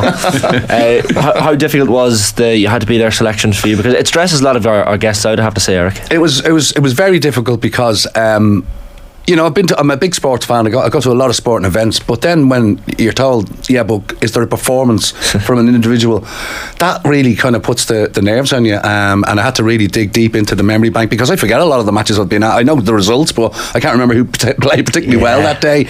There might be substances involved, which would explain that. But, League of Ireland. So but also it was great as well. It was almost therapeutic going back into the memory bank and looking up and going, oh yeah, I was at that match, and then remembering, then things start to come back, and I'm even going back in through my phone and seeing old photographs and videos from said matches, so although it was tough, I got there in the end, and it's nowhere near as impressive as Conor Moore's, by the way. Conor Moore with his Madison Square Garden and his Masters. Tiger Woods just lumped in there. And I'm talking about Ali Q at the Aviva. No, they're still brilliant picks, I have to say. I know which one I prefer to be at, by the way, but there we go. We'll get into them. The first one is, if we get into the order, I guess, of which they happened, May 23rd, 1987. This is Lansdowne Road. Ireland against Brazil, 1-0 victory for Ireland, and Liam Brady's performance. I mean, iconic. It's and if you remember back, I'm showing my age here now, but at the time, Jack, had come on the scene, and suddenly we had a team to be proud of, a team that was shaking up Europe, causing fear, very hard to play against. And Brady was kind of pushed to the side a little bit because we played a very direct style of football, and he was this maestro in the midfield who wanted to get it down, and we played, and quite often he was left out of the team. This was May 87, so we were well on our way to qualifying for Euro 88. He started that game against Brazil, and I think he's even said to this day that was his favourite international goal. I think he only scored 9 or 10 goals for Ireland. It's the disguise as well. It was outrageous, wasn't it? Like you're thinking, because Brady, we've seen him do it so many times, bending balls into the top corner, and he had the keeper and the whole Brazilian defence convinced that's what he was going to do, and he just dragged it near post. Eric, what was Lansdowne like in days like that? Like, I mean, you look back on it now, and I've a vague recollection of watching games. What was it like? It was great. It was like like an old style stadium, like really old, falling apart, but an amphitheatre all the same, and a lot of history. And I remember as a kid growing up on Saturdays, my dad, especially when the Five Nations was on at the time, yeah. And Ireland playing at Lansdowne Road, and going, I'd love to go there sometime. And then like rugby, I liked rugby, but it was never like something I have to go and see Ireland play rugby. Football was my game, so I started going to Irish internationals. I remember I was at Jack Charlton's very first match against Wales. It was a friendly. I remember Neville Southall broke his ankle in the game. We lost 1-0. Ian Rush scored, and Ray Houghton and John Aldridge made a debut, and it was like the start of the new era. These names, in 1986, and you're like, it was like, it's particularly in the Havelock Road end, the noise, like there was a big wall of Irish fans, and it was real. It's like a throwback to the old days, like, you know, like there's a lot of talk now at the Hill in Croke Park at the moment. People don't want seats there; they want to stand there. It adds to the Eric atmosphere. was like, Dublin was very poor as well at that time. Ireland was very poor, so sport meant something so much more. It was a release. Like it was like we'd never seen Ireland qualify for a major tournament. We always had plucky teams who almost were unlucky, you know, with dodgy refereeing decisions in Europe and all that kind of thing. And you're going, will we ever get to a major tournament? And obviously Jack coming in, a controversial decision at the time to appoint him, but Jack coming in changed everything. I still don't think we fully capitalised on the whole Euro 88 Italian 90 thing. I still don't think we did, you know? Absolutely, and we're still talking about it today, like. But it was a very special time. As you say, it was tough times. It was the late 80s. Dublin was decrepit. It was falling apart. Bleak looking in videos, like it's reeling in the years. 35 years after Euro 88, we're talking about headlines of soccer trying to make a case for itself in the Dáil. I know. I get 5 minutes with the Oireachtas after the GAA go controversy. It's madness, but it was when you, as I say, reeling in the years. You look at the images of Dublin back then in the late 80s. It is bleak looking, but there's something about this match, even when you watch it back, the vibrancy of the yellow jersey. It wasn't the greatest Brazil team probably of all eras, but I think Romario made his debut maybe that day. You're very young, Romario. They had Josimar, who was such a star at the 86 World Cup, and they had Muller, who was another star at the 86 World Cup. Now, in fairness, the rest of the Brazilian lads I wasn't too familiar with, but Romario was on the bench. I think he came on. Yes. But to say, sorry, that's what I meant to say. Romario's debut, that's why I picked that. What was his name again? Young lad Romario. Yeah. But it was such a great moment for Liam Brady, and I was thrilled that he had that memory to take away. You know, his favourite goal for Ireland is scoring against the most iconic team on the planet, let's be honest. Did you watch the documentary? The Brady documentary? No, I didn't. Where's that? Yeah, it was brilliant. It's like, what was it out? Like 2 months over ago? a visit to Tardelli in Italy. Where have you been? Right. He's loving Dylan, and he's loving music and all that. And he's still revered in Italian circles, isn't he? Like the Juve fans, massively. the Inter fans, Ascoli, Sampdoria, they all hold him in high esteem, and like not many Irish or English players were doing well in Serie A. Yeah, let's be honest, unheard of. And he left Arsenal and went to Juventus and didn't he win the title with a penalty in the last minute of the last game? Unbelievable stuff. Like, off the bench. Yeah. What was your Lansdowne Road match day experience? Because everyone seemed to have their routine going to a match at Lansdowne Road. Even when I was a kid, like before it was changed over, we used to always get the dart from Killester, our cousin's house, and you get in and stay for the autographs after the match. But Lansdowne Road means something different to so many different people. So what was your match day routine? Well, back at that Brazil game, I wasn't old enough to drink, so I only had. Managed to have, You didn't. And then an L2 litre of Stuck to the lager. Like Delmo boy and the mother, like, you know, time to go home, school in the morning. But no, it was very much that. It was the dart, and we would get out really early, just to you know, even get a hot dog or a hamburger beside the ground and just soak up the atmosphere and getting so excited. This is way before Sky and all that kind of stuff, you know. And then seeing the team arrive on the bus, and like, we were kids, getting so excited, and spotting the players going, oh my God, there's Paddy Bonner, and all this kind of stuff. And so the routine obviously changed the older I got, you know. But back at that game, when we were kids going to Lansdowne Road, that was the thing. We get there as early as possible, sample as much of the atmosphere as possible, have burgers, and then get in and pick a seat wherever, you know. I know you were assigned to a seat, but quite often you didn't when you were a kid. You got away with murder. Sit where you wanted. I presume the half and half scarves weren't, because that'd be a brilliant one. I don't approve of half and half scarves always, but Ireland Brazil '87 would have been I don't even know if they were on sale back then. Probably not. No, I don't think so. I don't think so. That was a thing that came in the 90s with Sky and all that. The half and half scarves, like, you know. But and even the matchday programs and stuff, like, that'd be a brilliant one to have from '87. It really would. Yeah, it's a sad thing that programs are really, really struggling at the moment, and it will, like, if you have a program from, like, I was even looking back at programs lately, Eric, like, it's like games you can't remember. Was I at that game? And it sparks something. It's like, I remember that now, and just having that match program. I'm talking like mid 90s, and match programs they're beautiful. It'll be sad if they go, like. Yeah, for sure. Your second pick, Eric, is one close enough to your heart, quite literally. Zlatan Ibrahimovic, Barcelona against Real Madrid, a 1-0 win for Barca in La Liga, November 2009. Yeah, this was your. You can tell us why this is close to your heart. It was close to my heart, I suppose, because it was my honeymoon. I got married the day before in Dublin to my wife, and we went on honeymoon the next day to Barcelona. And like, when I tell people this, they go, "You didn't know the El Clasico was on that night, the first night of your honeymoon?" I was like, "No, genuinely, I didn't." And like, somebody had said to me, "You're going to Barcelona on your honeymoon, aren't you?" He goes, "You know El Clasico's on." I was like, "No way!" And I arrived in Barcelona. Even I don't believe that, actually. Yeah. I swear to God, I went, and we're going to have a romantic time. We're going to have such a romantic time. Here's money for shopping. I'm going to the match. Oh, so you went by yourself? Yeah. No. Would you believe? Here's another element to the story. Another comedian, Jason Bourne. Yeah. So Jason was at my wedding, and he said to me, "Where are you going on your honeymoon?" He third wheeled your honeymoon. Listen to this, right? He says, the day after your wedding, I fly out to Madrid to do a gig, and then the night after that, I'm in Barcelona doing a gig. And I went, "No way."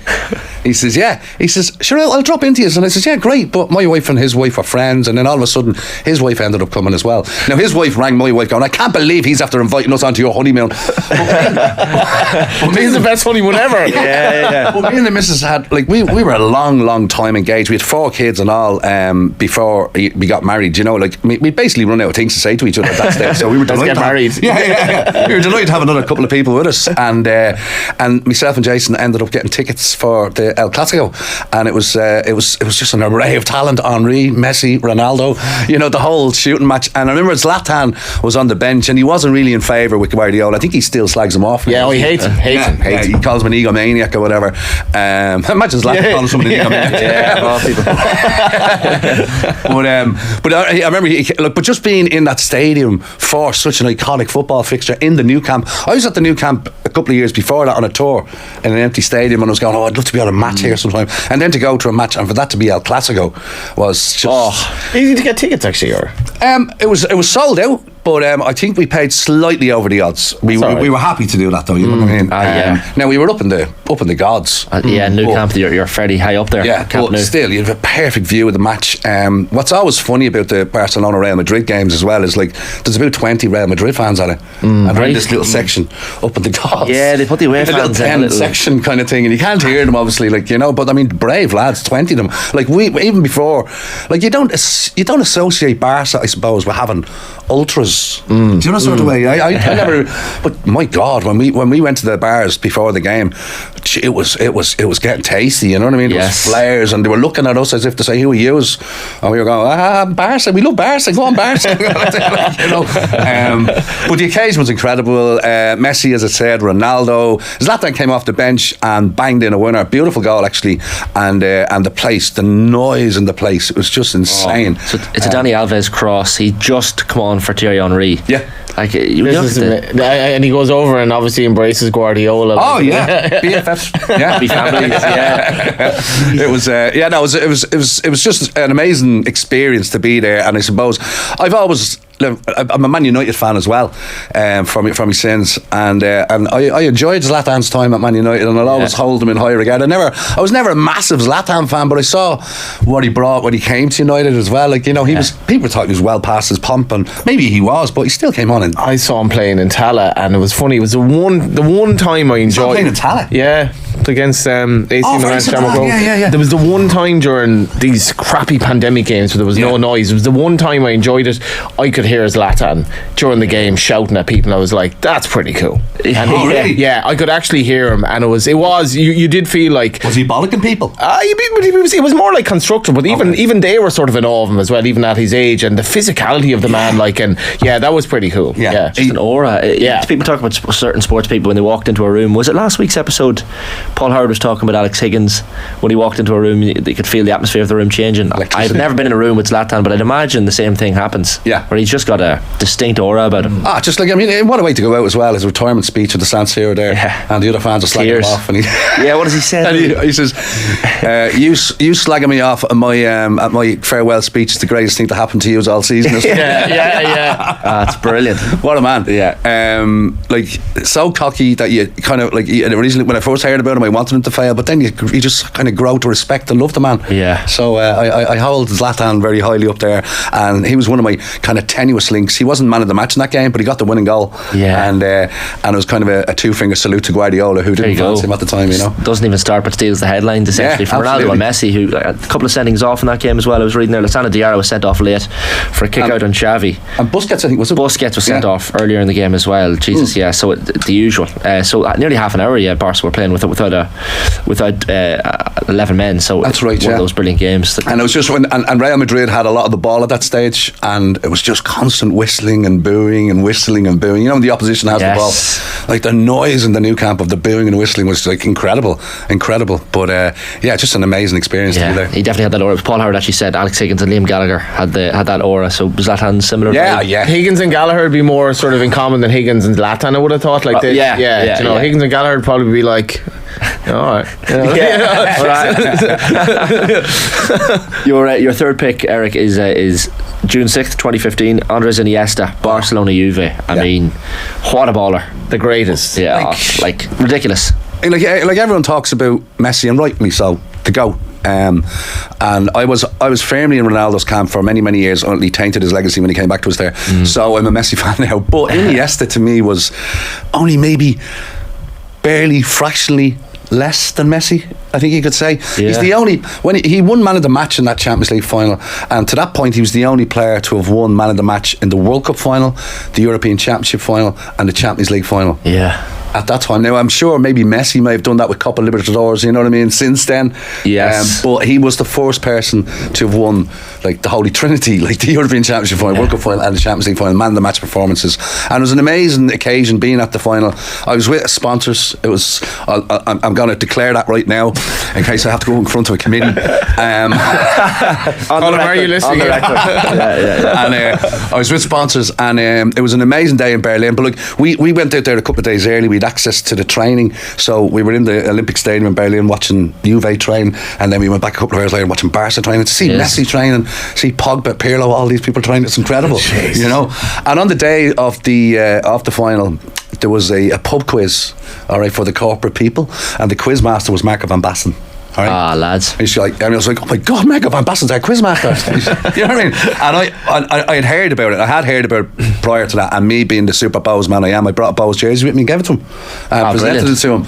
And he held it up and he said, just like Milan. And I went, that's right, Marco, And of course, Bohs had it all over the social media. Marco van Basten is a Bohs fan. The usual. It's like the Mayo fans who just throw the jersey at the Pope or whoever is coming. Like, get the photograph. That's amazing. And then going into the game itself, and my God, the best seats in the house. Like, I still pinch myself and I think how lucky I was to be there and experience it. And the wall of sound to the left from the Barca fans, and then to the right, this black and white wall of sound from Juve. It was incredible. Like, you think of Champions League finals and it is mostly sponsors, but it seemed to me at that final a lot of fans got their hands on tickets, and there's a real feverish atmosphere in the stadium. Like, talk about the heartbeat of a team as well, the way he played. Like just never. I think it was a rare thing. I think you'd have to dig deep into Google and YouTube to find a misplaced pass from Iniesta or a miscontrol. Yeah. You know what I mean? He was just perfect and a buzz of activity. Like, he scored a winning goal in the World Cup final against Holland. 10, yeah. Like, I mean, that game, that Champions League final, an array of stars, and yet he stood out as the best player on the park, and it was just a privilege to be there. Yeah. And I won that pub quiz, by the way. Did you? Is that a lie? No, it's the truth. Really? And do you know what the prize was? A signed jersey from Iniesta. So you have a signed jersey from Iniesta? I do, and it's still in my wardrobe at home. Framed? No, and I didn't even get one of them. What's that? You know, the authenticity kind of search. Yeah, I was just giving it, like, I arrived at the stadium. We'd be doing the pub quiz that day, and the corporate person came up to me and said, Eric, that pub quiz today. I went, yeah, you won. I went, what? You won? I said, yeah, of course I did. Yeah, I know. Yeah. and I said, what's the prize? And he gave me this box, and I opened it up, and it was signed by Anders Iniesta. Amazing. His Barca jersey was like, what's he up to nowadays? Actually, he's out in Japan or something, isn't he? He is. I'll let you research that one. Yeah. It was funny. I remember going to. I was walking the Camino de Santiago in 2012. So this is obviously at the tail end of those three amazing major European or major championships for that Spanish team. And I don't know what I expected over there, but I expected like Messi's face to be everywhere in Spain or whatever even. But Iniesta's face, even just in little shops, like him licking an ice cream or whatever, like just he was sponsoring everything. Yeah, he was the poster boy, wasn't he? He was the poster boy. Yeah. But when you think back now, it's no surprise because everyone appreciated how good he was. Like, I mean, I think even Messi. I think Messi's on record as saying probably the best player he's ever played with. Yeah, 5'7" as well. Like, this goes to show, like, a pocket dynamo and unbelievable fitness levels as well. Like, just never stopped. Yeah, like, it was the same pace from the first minute to the last. Unbelievable football, and an absolute privilege to witness that. And what a game! Like, I mean, the game itself was a brilliant game. Like, what's his name? The Rakitic scored after like 4 or 5 minutes to put them 1-0 up, and then and you're thinking, this is going to be a slaughter. But fair play to Juventus, they held firm. I think it was Morata equalised then second half, and then Suarez. There was a lot of subplots in that game as well. It was the first time Suarez came up against Evra since the non-handshake. All right, at Old Trafford. You know, so and Evra was like, I think Evra had said, you know, oh no, I'll shake his hand. Why will I'll rise above and I'll shake his hand. I think they did shake hands, kind of thing, like, you know. And obviously, and Chiellini was injured for the final, and you know he'd been bitten by Suarez before, so once bitten and all that. And he only got injured like about 3-4 days before the final, and I think it was when he realised Suarez was playing. Oh, there goes the hammer. Yeah. Of course, he'd been bitten by him as well. So it was, and Suarez scored and Neymar scored at the end. That's kick of the game. Yeah, an amazing game. Barca take the lead after only 3 minutes and 22 seconds. Like, just the speed of it, and it was that Iniesta was involved in that opening move. Unbelievable awareness, and that I think that's the word that is always used with Iniesta, was awareness. Him and Xavi as well were kind of. He just Colm just sent on there. He's just ended up he's finished up in Japan, and I see he donated a lot of money to their earthquake fund in what was that, 2-3 years ago as well. So he's probably just finished now pretty much, unless he goes to Saudi, which hopefully. You mentioned Xavi there as well. That was he came on with 15 minutes to go, I think, and that was his last ever appearance for Barcelona. Wow. Right. So another many subplot there, yeah.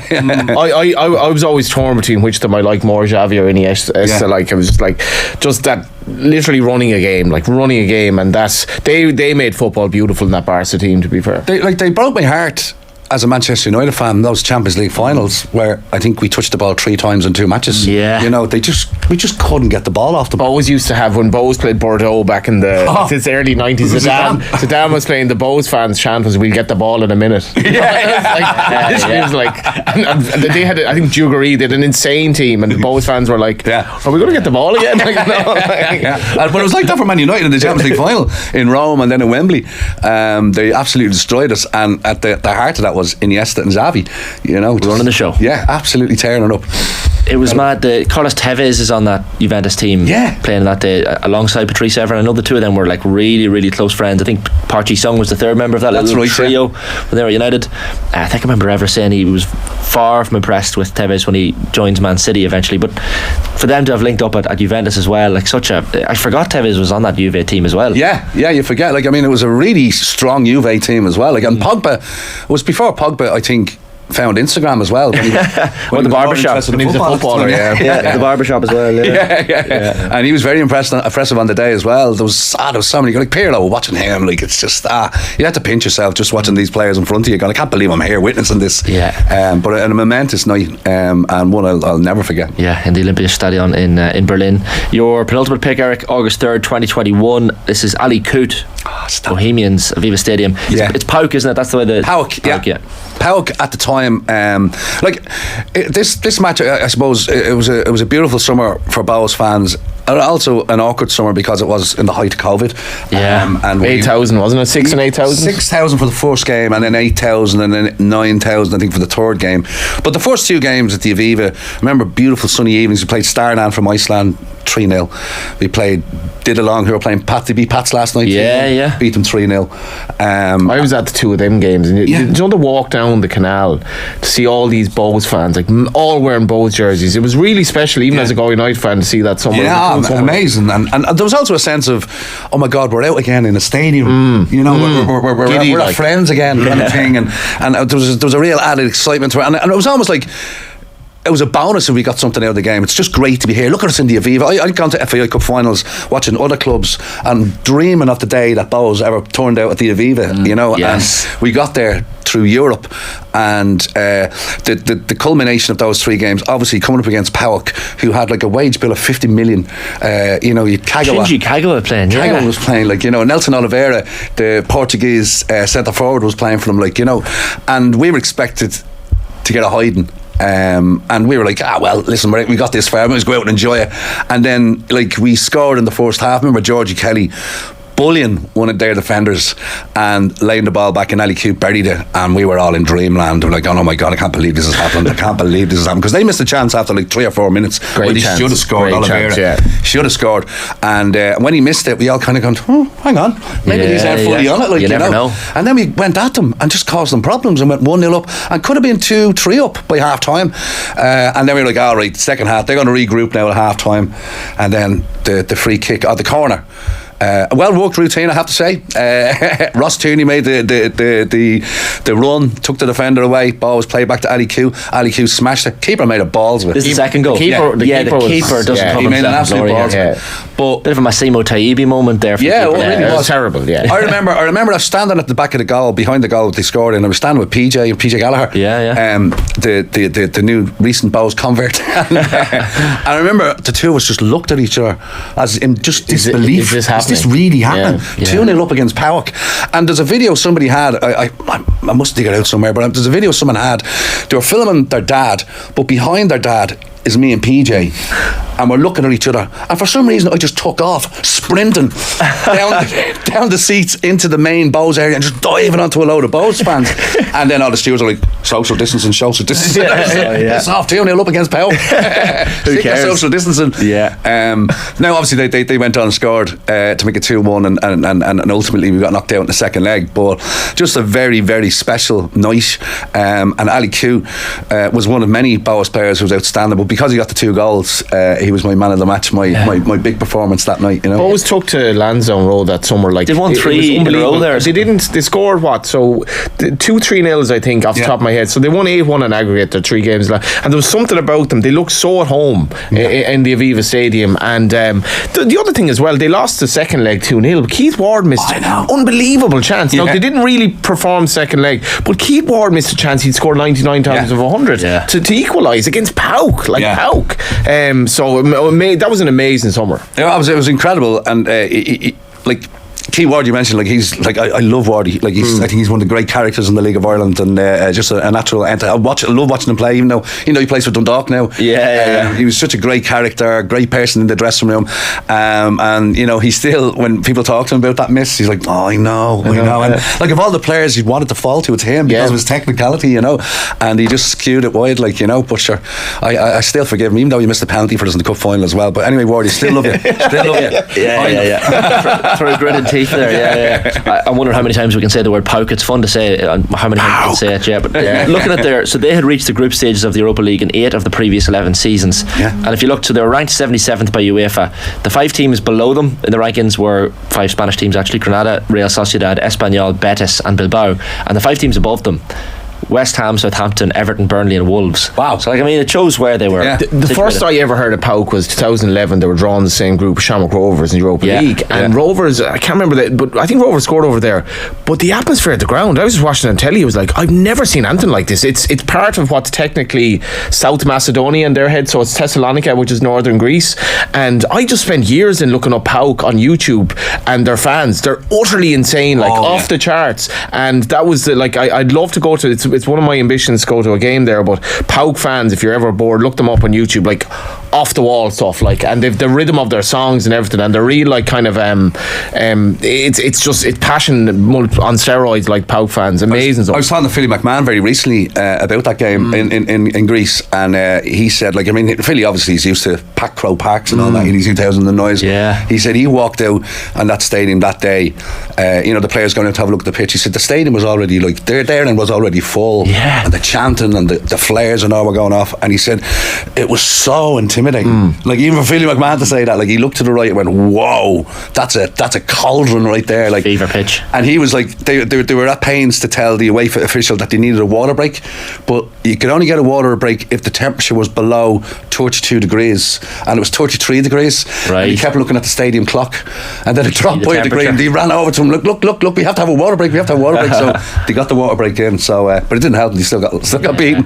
That day the Shamrock Rovers, they lost 2-1 over at PAOK. Carl Shepherd scored a bullet header from a free kick just outside the box, so 2-1, but PAOK, great memories for both fans and Rovers. Forget about that one. Definitely gritted teeth talking about Rovers, 100%. Your last pick, Eric, is probably the most recent pick we've ever had for anyone on this slot. It was July 2nd of this year, so we were talking 11 days ago. James McCarthy's performance for the Dubs against Mayo. The reason I picked, I've been at a lot of Dublin matches over the years, and back in the bad old days as well, not just on the bandwagon, by the way. Back in the bad old days, actually the very, very first match, would you believe, that I went to see Dublin was the 1983 All-Ireland semi-final, and it was a draw. It was Dublin-Cork, and Barney Rock scored a last minute goal to equalise for the Dubs. Did Galway in the final? There you go. 3 players sent off. 14 v 12. And I went with Jason Sherlock, because me and Jason Sherlock grew up on the same road together. He was on the show today. He was on the show an hour ago. That's mad. Yeah. He was on Zoom. Paul Finlay, we were previewing Dublin-Monaghan this weekend. We had Paul Finlay in studio and J.O. on the line. So there you go. That's same mad. show. Me and Jay grew up together on the same road in Finglas, and his dad was mad into Ga and used to bring Jay, and then one day he said, do you want to come? So I went with them. So my first Dublin match was with Jason Sherlock and his uncle. The show was just full circle. That's amazing. It's Inception now. It's great. Show within a show. Yeah. So I've been to a lot of Dublin matches over the years, and I suppose the reason I picked James in the very last match against Mayo was he made his debut in 2011, I think the year when Cluxton scored that. He made his debut that year, and ever since, I think he's won 8 All-Irelands in that time. 8 All-Irelands in that time. And James I've met a few times as well. He's the most unassuming, quietest, humblest fella you would ever meet. But it was a privilege to see that performance a couple of weeks ago against Mayo in the quarterfinals, particularly the second half. That 15-minute, 20-minute spell, but it was all driven by McCarthy. Yes, from the throw-in, he wins the ball, breaks, boom, point, and there's a momentum there already. And he's to me, he's the heartbeat of Dublin, the Dublin GAA team. What is he, 33 now? 33, yeah. And he doesn't show any signs of slowing down. 14th season. 14 seasons. That's incredible. That's an endearing part of this Dublin team. The lads like Cluxton, and we mentioned the other lads as well, Simons, that are still going strong. And there is that, as you get older, and I think it's in all of us, you really admire the lad who's coming to the end, but he's still performing, and you're I don't know, does something to your heart. Yes, totally. And as I said, I've been fortunate enough to meet him a couple of times, and I know how humble he is. I know how hurt and disappointed he is when Dublin lose a game. And he gets. It's the only time you'll ever see him getting a little bit angry and determined. He says, "Oh no, we'll put that right the next day," and invariably he does. What did he make of you? What did he make of me? James is a Ballymun man. I'm a Ballymun man myself. So we get on well. I remember having to do. I had to do a gig for the Dublin squad at that training centre, right? Remember Bernard Dunn? Bernard Dunn was involved in the Dublin backroom team, and he rings me and he goes, Eric, will you do a gig for the squad? And I was like, all right, yeah, okay. Now I'd done a couple of gigs for various Dublin footballers and their own GAA clubs. So Kevin McManus and I did the St Jude's gig. Yes. For Michael Darran McCauley did the Ballyboden. I did the Ballyboden St Enda's gig before their All Ireland club final, and he won. So I take credit for that. Yeah. So the jokes are that good.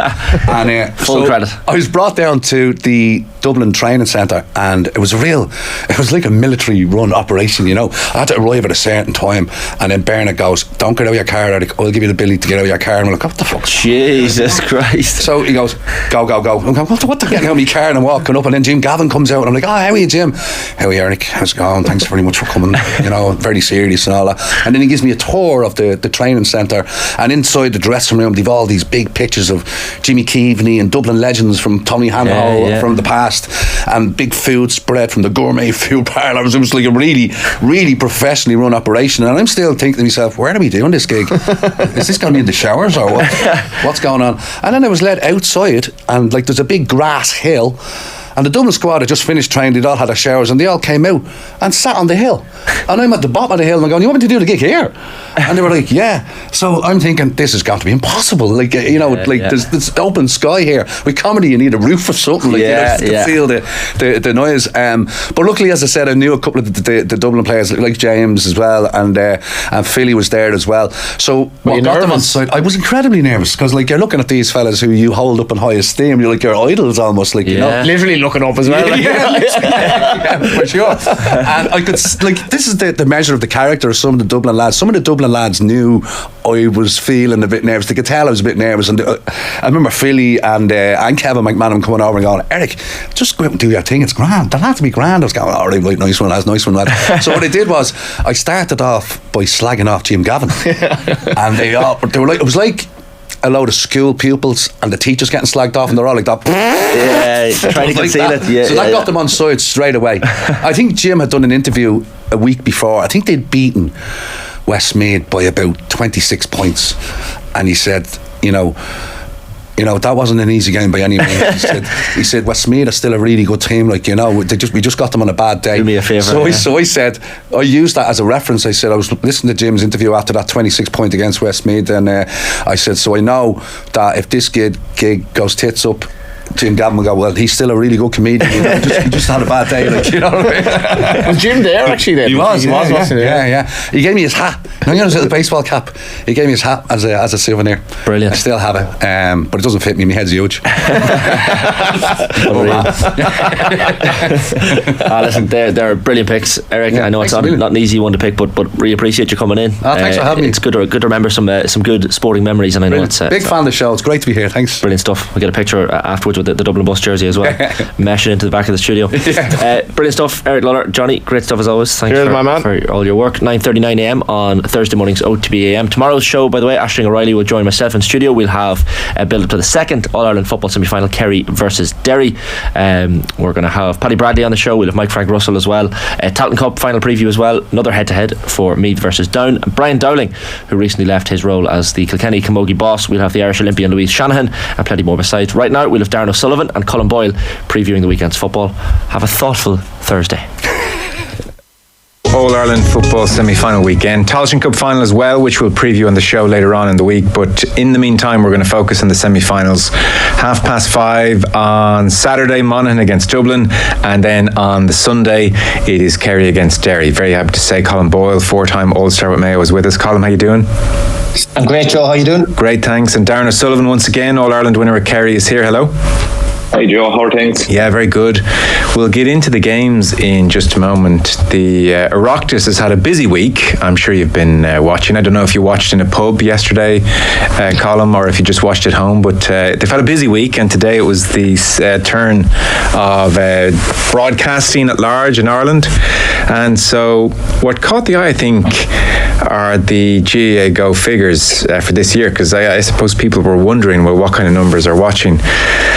It's probably not an extraordinary picture, you would have to say, but the upside would be that a lot of the games that were shown on GAA Go, is the argument, a lot of the games that were shown on GAA Go would just not have been shown free to air anyway. But The line which some people thought, God, that doesn't sound good, is the majority of games on GAA Go attracted a viewership of just over 1,000 people. So between 1,000 and 1,500 people, which isn't amazing, obviously, but again, they mightn't have been on at all otherwise, so that's fair enough. The average viewing numbers across the 43 games, just over 30,000. And then I suppose it's interesting to look at the top line figures. There were a couple of games over the 100,000 mark, so the top game on GAA Go this summer was Kerry against Tyrone, not surprisingly, and that drew in 120,000 was the figure for Kerry and Tyrone. Now, we tried to just get a sense, because I think it's obvious, and it applies to all sports. If you have free-to-air availability, you're going to get bigger figures. So we tried to try and, in so much as we could, find some of comparable figures in recent years. So Kerry Tyrone on GAA Go, 120,000. You take Donegal Kerry, again, quarter-final stages in 2019. That was free-to-air. That had 437,000. And then if you take the quarter-final of 2022, which was Kerry Mayo, that had 547,000. And the All-Ireland semi-final, again, Kerry Tyrone in 2019, that had 545,000. So look, I guess it proves what we know, Darran, across all sports, by having anything free to air versus behind closed doors subscription model, you're giving up a huge amount of eyeballs, and I suppose the GA need to figure out if that's worth it, something like 500,000 versus 120,000 for comparable games. Yeah, because when you hear the figures out loud, you realise, to be honest, what a mistake it was putting certain games on behind the paywall. I do agree with, look, not every game can be shown live, but I just think they got their games wrong. And like everything with the new season, I do think it is going to be trial and error. A lot of the games, look, from a Kerry point of view, I think we were on RT once this year, free to air.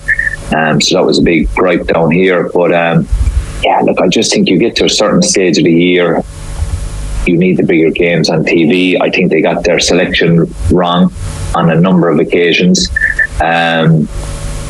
But I do think if you had the same teams on every week, free to air, the Kerrys, the Mayos, the Dublins, and the same few in the hurling, there'd be complaints about that. But the numbers, like for a Kerry Tyrone, for only 120,000 to watch it, that's a big kick in the backside for GA Go and RT and the GA, to be fair.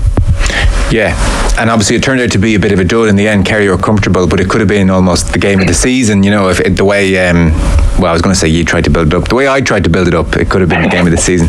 On the Kerry front, don't worry, the Kerry politicians were on the case. I mean, that was question number one. Forget the rest of the country. Like, what happened to Kerry? And so Declan McBennett explained, editor, of course, at RTE, he said, to be fair, so 5 of Kerry's 6 games have been behind the paywall. He said Kerry Tipperary and Kerry Loud just wouldn't have been shown anyway on RTE, so it was GAA Go or nothing.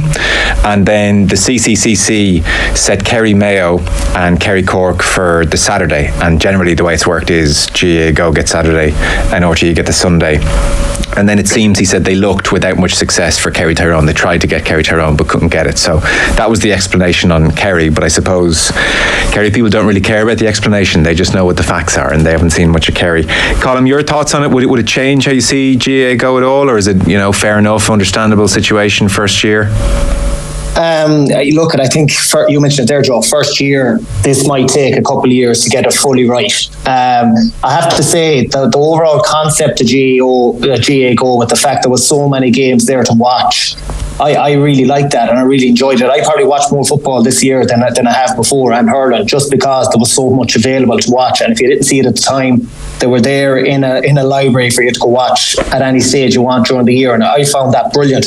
I think I got a season pass last Christmas for 60 quid. Yeah. So when you add up the amount of games you're getting for that's pretty decent value. And I know it doesn't suit everyone, Joe, and you could talk about that all day with streaming and Wi-Fi and older people. The one thing you mentioned, Kerry Mayo, there was one of the first this one really kind of hit me about the GAA Go and the accessibility. It was one of the first real games in the group format.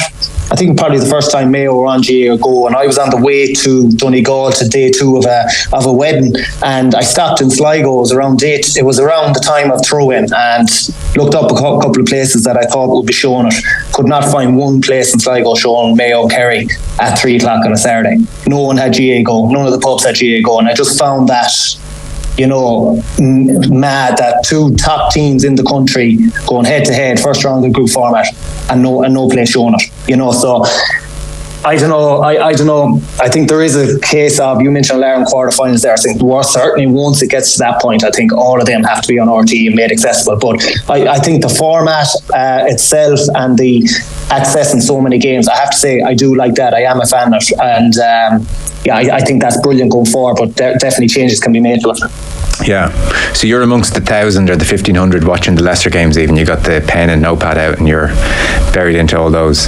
Be curious to know. I haven't been able to get too into the details. Like, say, of the Kerry 120,000. I'm presuming there's a fair few day trippers there who may not have the full GAA Go pass, and they decide to just, well, let's all jump on for what's a big game, and they pay for that weekend. Because otherwise, I mean, I don't know how many subscribers there are full stop, but it did strike me. Let's say, I don't know, there's 100,000 subscribers across the world. It just doesn't reflect well in a lot of games that only 1,000 of them at times, Darran, are tuning in to watch some of these games. You know, in percentage terms, it's like there's a real sense of, I'll watch my county and I'll watch the few bigger games, but it probably goes to show that lots of people take or leave a lot of these games. Yeah, 100%. And I think that is the argument. And we were actually blessed that we actually had the option to watch so many games. And I'll be honest, I didn't take up too many of them options, only the bigger games. And that's why they're not on TV. And as Colm said, we're actually lucky to have it at the moment. Yeah, there's tweaking to do. They have to get the selection right. But realistically, a lot of the games, if they were on free to air, I wouldn't have watched them anyway. Yeah. So, like, the fact that they got 1,000 watching them, they're probably doing all right. Well, that's a great thought. Well, we'll see. I mean, it'll play it over the next few days, and we'll get more details, I suspect, and see what next year brings. But that's the initial picture. I think, to be fair, the Oireachtas committee asking GAA Go to come in and RT to come in, that's really positive that we have this information, and almost you guys as part of the GAA fraternity and everybody can almost have a conversation and say, well, is this worth it? Are we giving up 200,000-300,000 eyeballs, and that maybe that's too much of a price to pay for the game or not? But at least we're dealing in facts or figures. So you kind of hope the Oireachtas maybe do this every year and see how things are progressing. We'll turn to the semi-final. Colm, I know Mayo had tough runs in finals. Geez, I'd always consider Mayo a great semi-final team.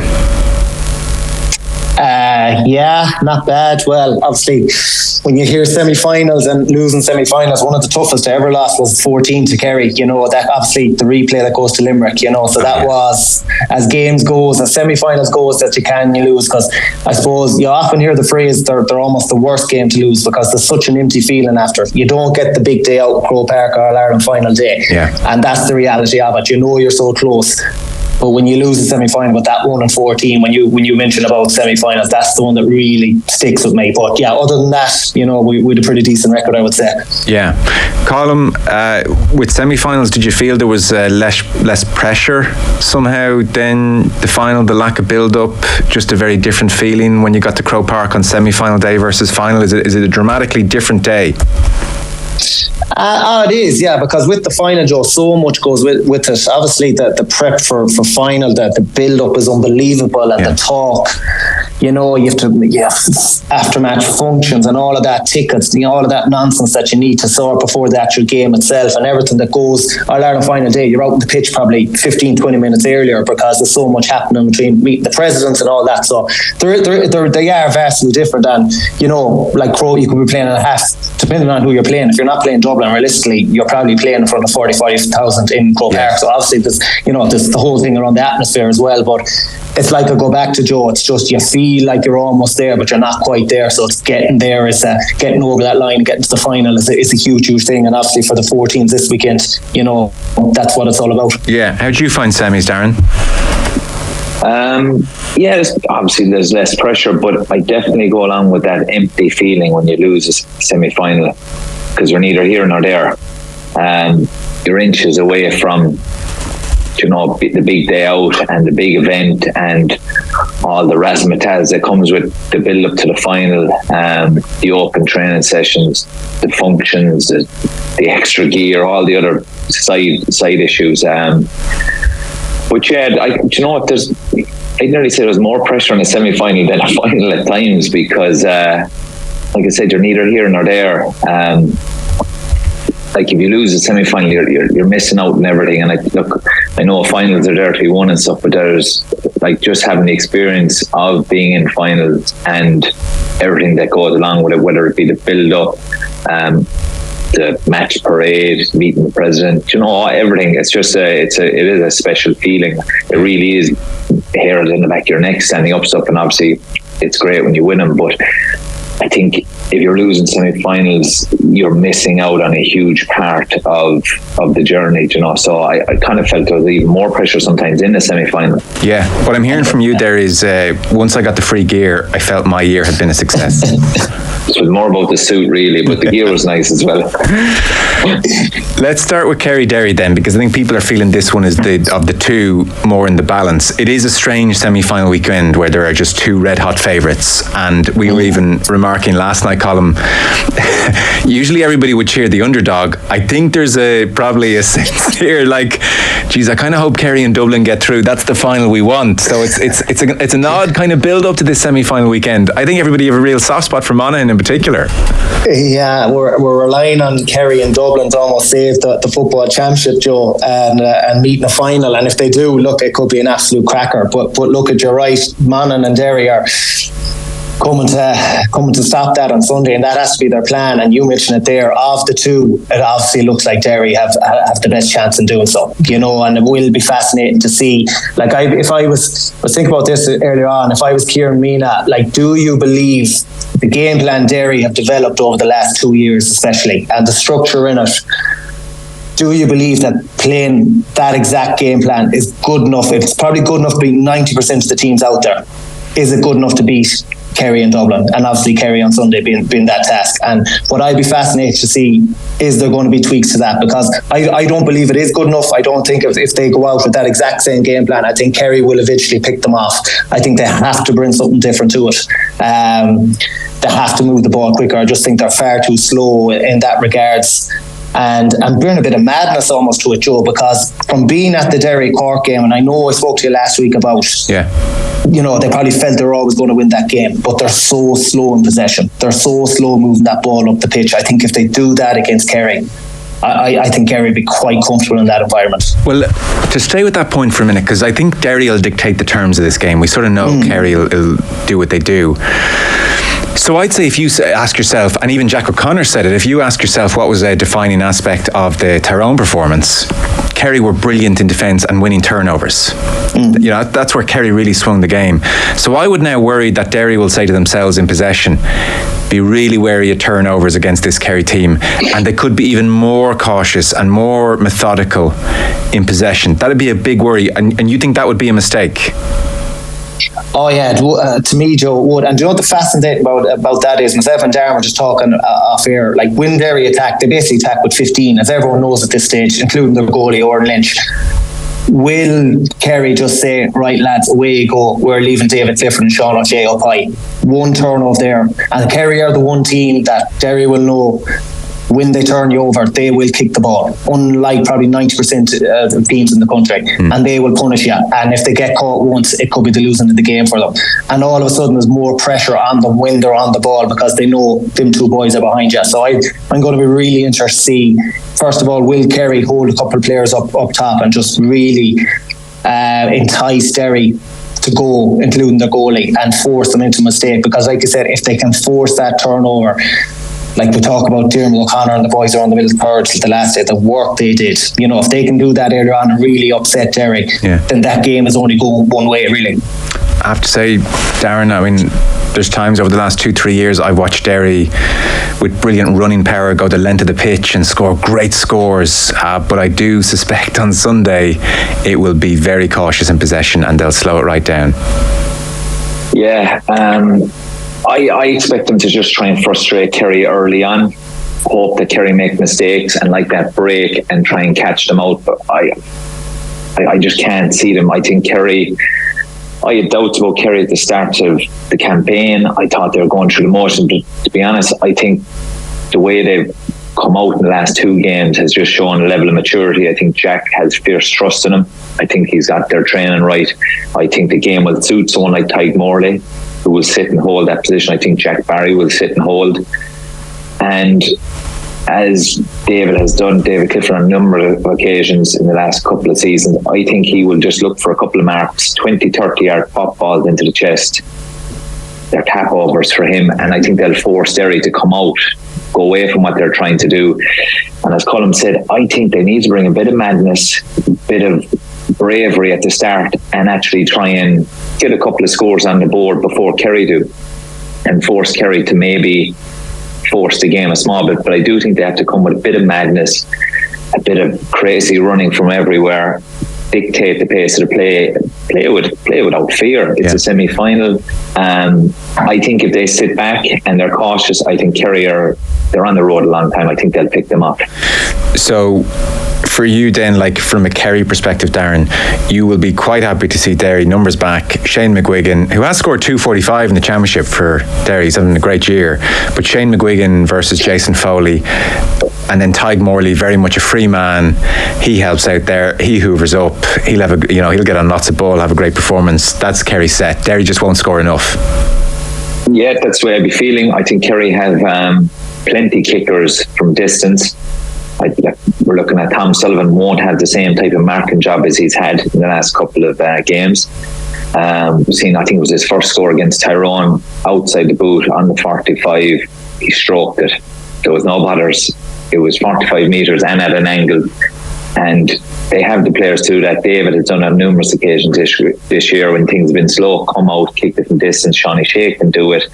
Diarmuid O'Connor can do it. So I just don't think that will work against Kerry. They have too many kickers that can do it from distance. And to be fair, if Cork had an extra forward or two in the semi-final, they could have been in a bit more bother. Right, okay. Jack O'Connor was talking about the game column. I don't think the GAA's marketing department are going to be putting Jack's quotes up in a bid to sell tickets last minute. So Jack O'Connor was saying, all I'd say is we're not expecting a classic or anything like it, because the way Derry have set up all year, I couldn't see this being an open end-to-end game or anything like that. We're going to have to be very patient. The crowd, the Kerry supporters are going to have to be very patient, because the last thing you want to do is be cavalier with the ball and just be giving it back to Derry, and you might not see it again for a few minutes.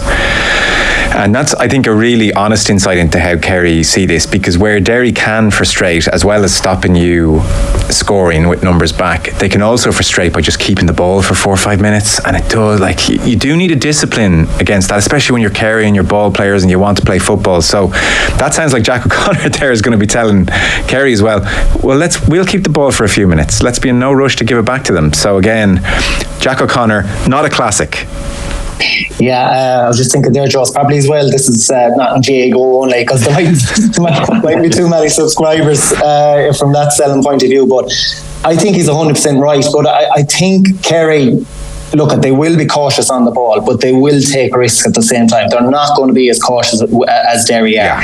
You know what I mean? Because Darran will tell you, it's just in their nature. If they see a 30-yard dink ball on and Clifford's running to the edge of the D or to the wing, they'll take that on.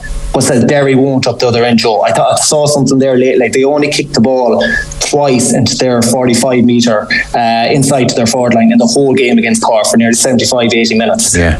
So Derry won't do it, but I think Kerry, they will. And the longer the game goes on, and the longer Derry might be getting more stretch, because I think the key, what Kerry will be talking about, is get out in front of this game. Get out in front. If we go 2, 3, 4 up early in this game, of course Derry have to come out again. We turn them over, hit them down on the counter attack, and they're chasing us. OTB AM, the Sports Breakfast Show from Off the Ball. Have you subscribed to the OTB Football Podcast? I think it was a very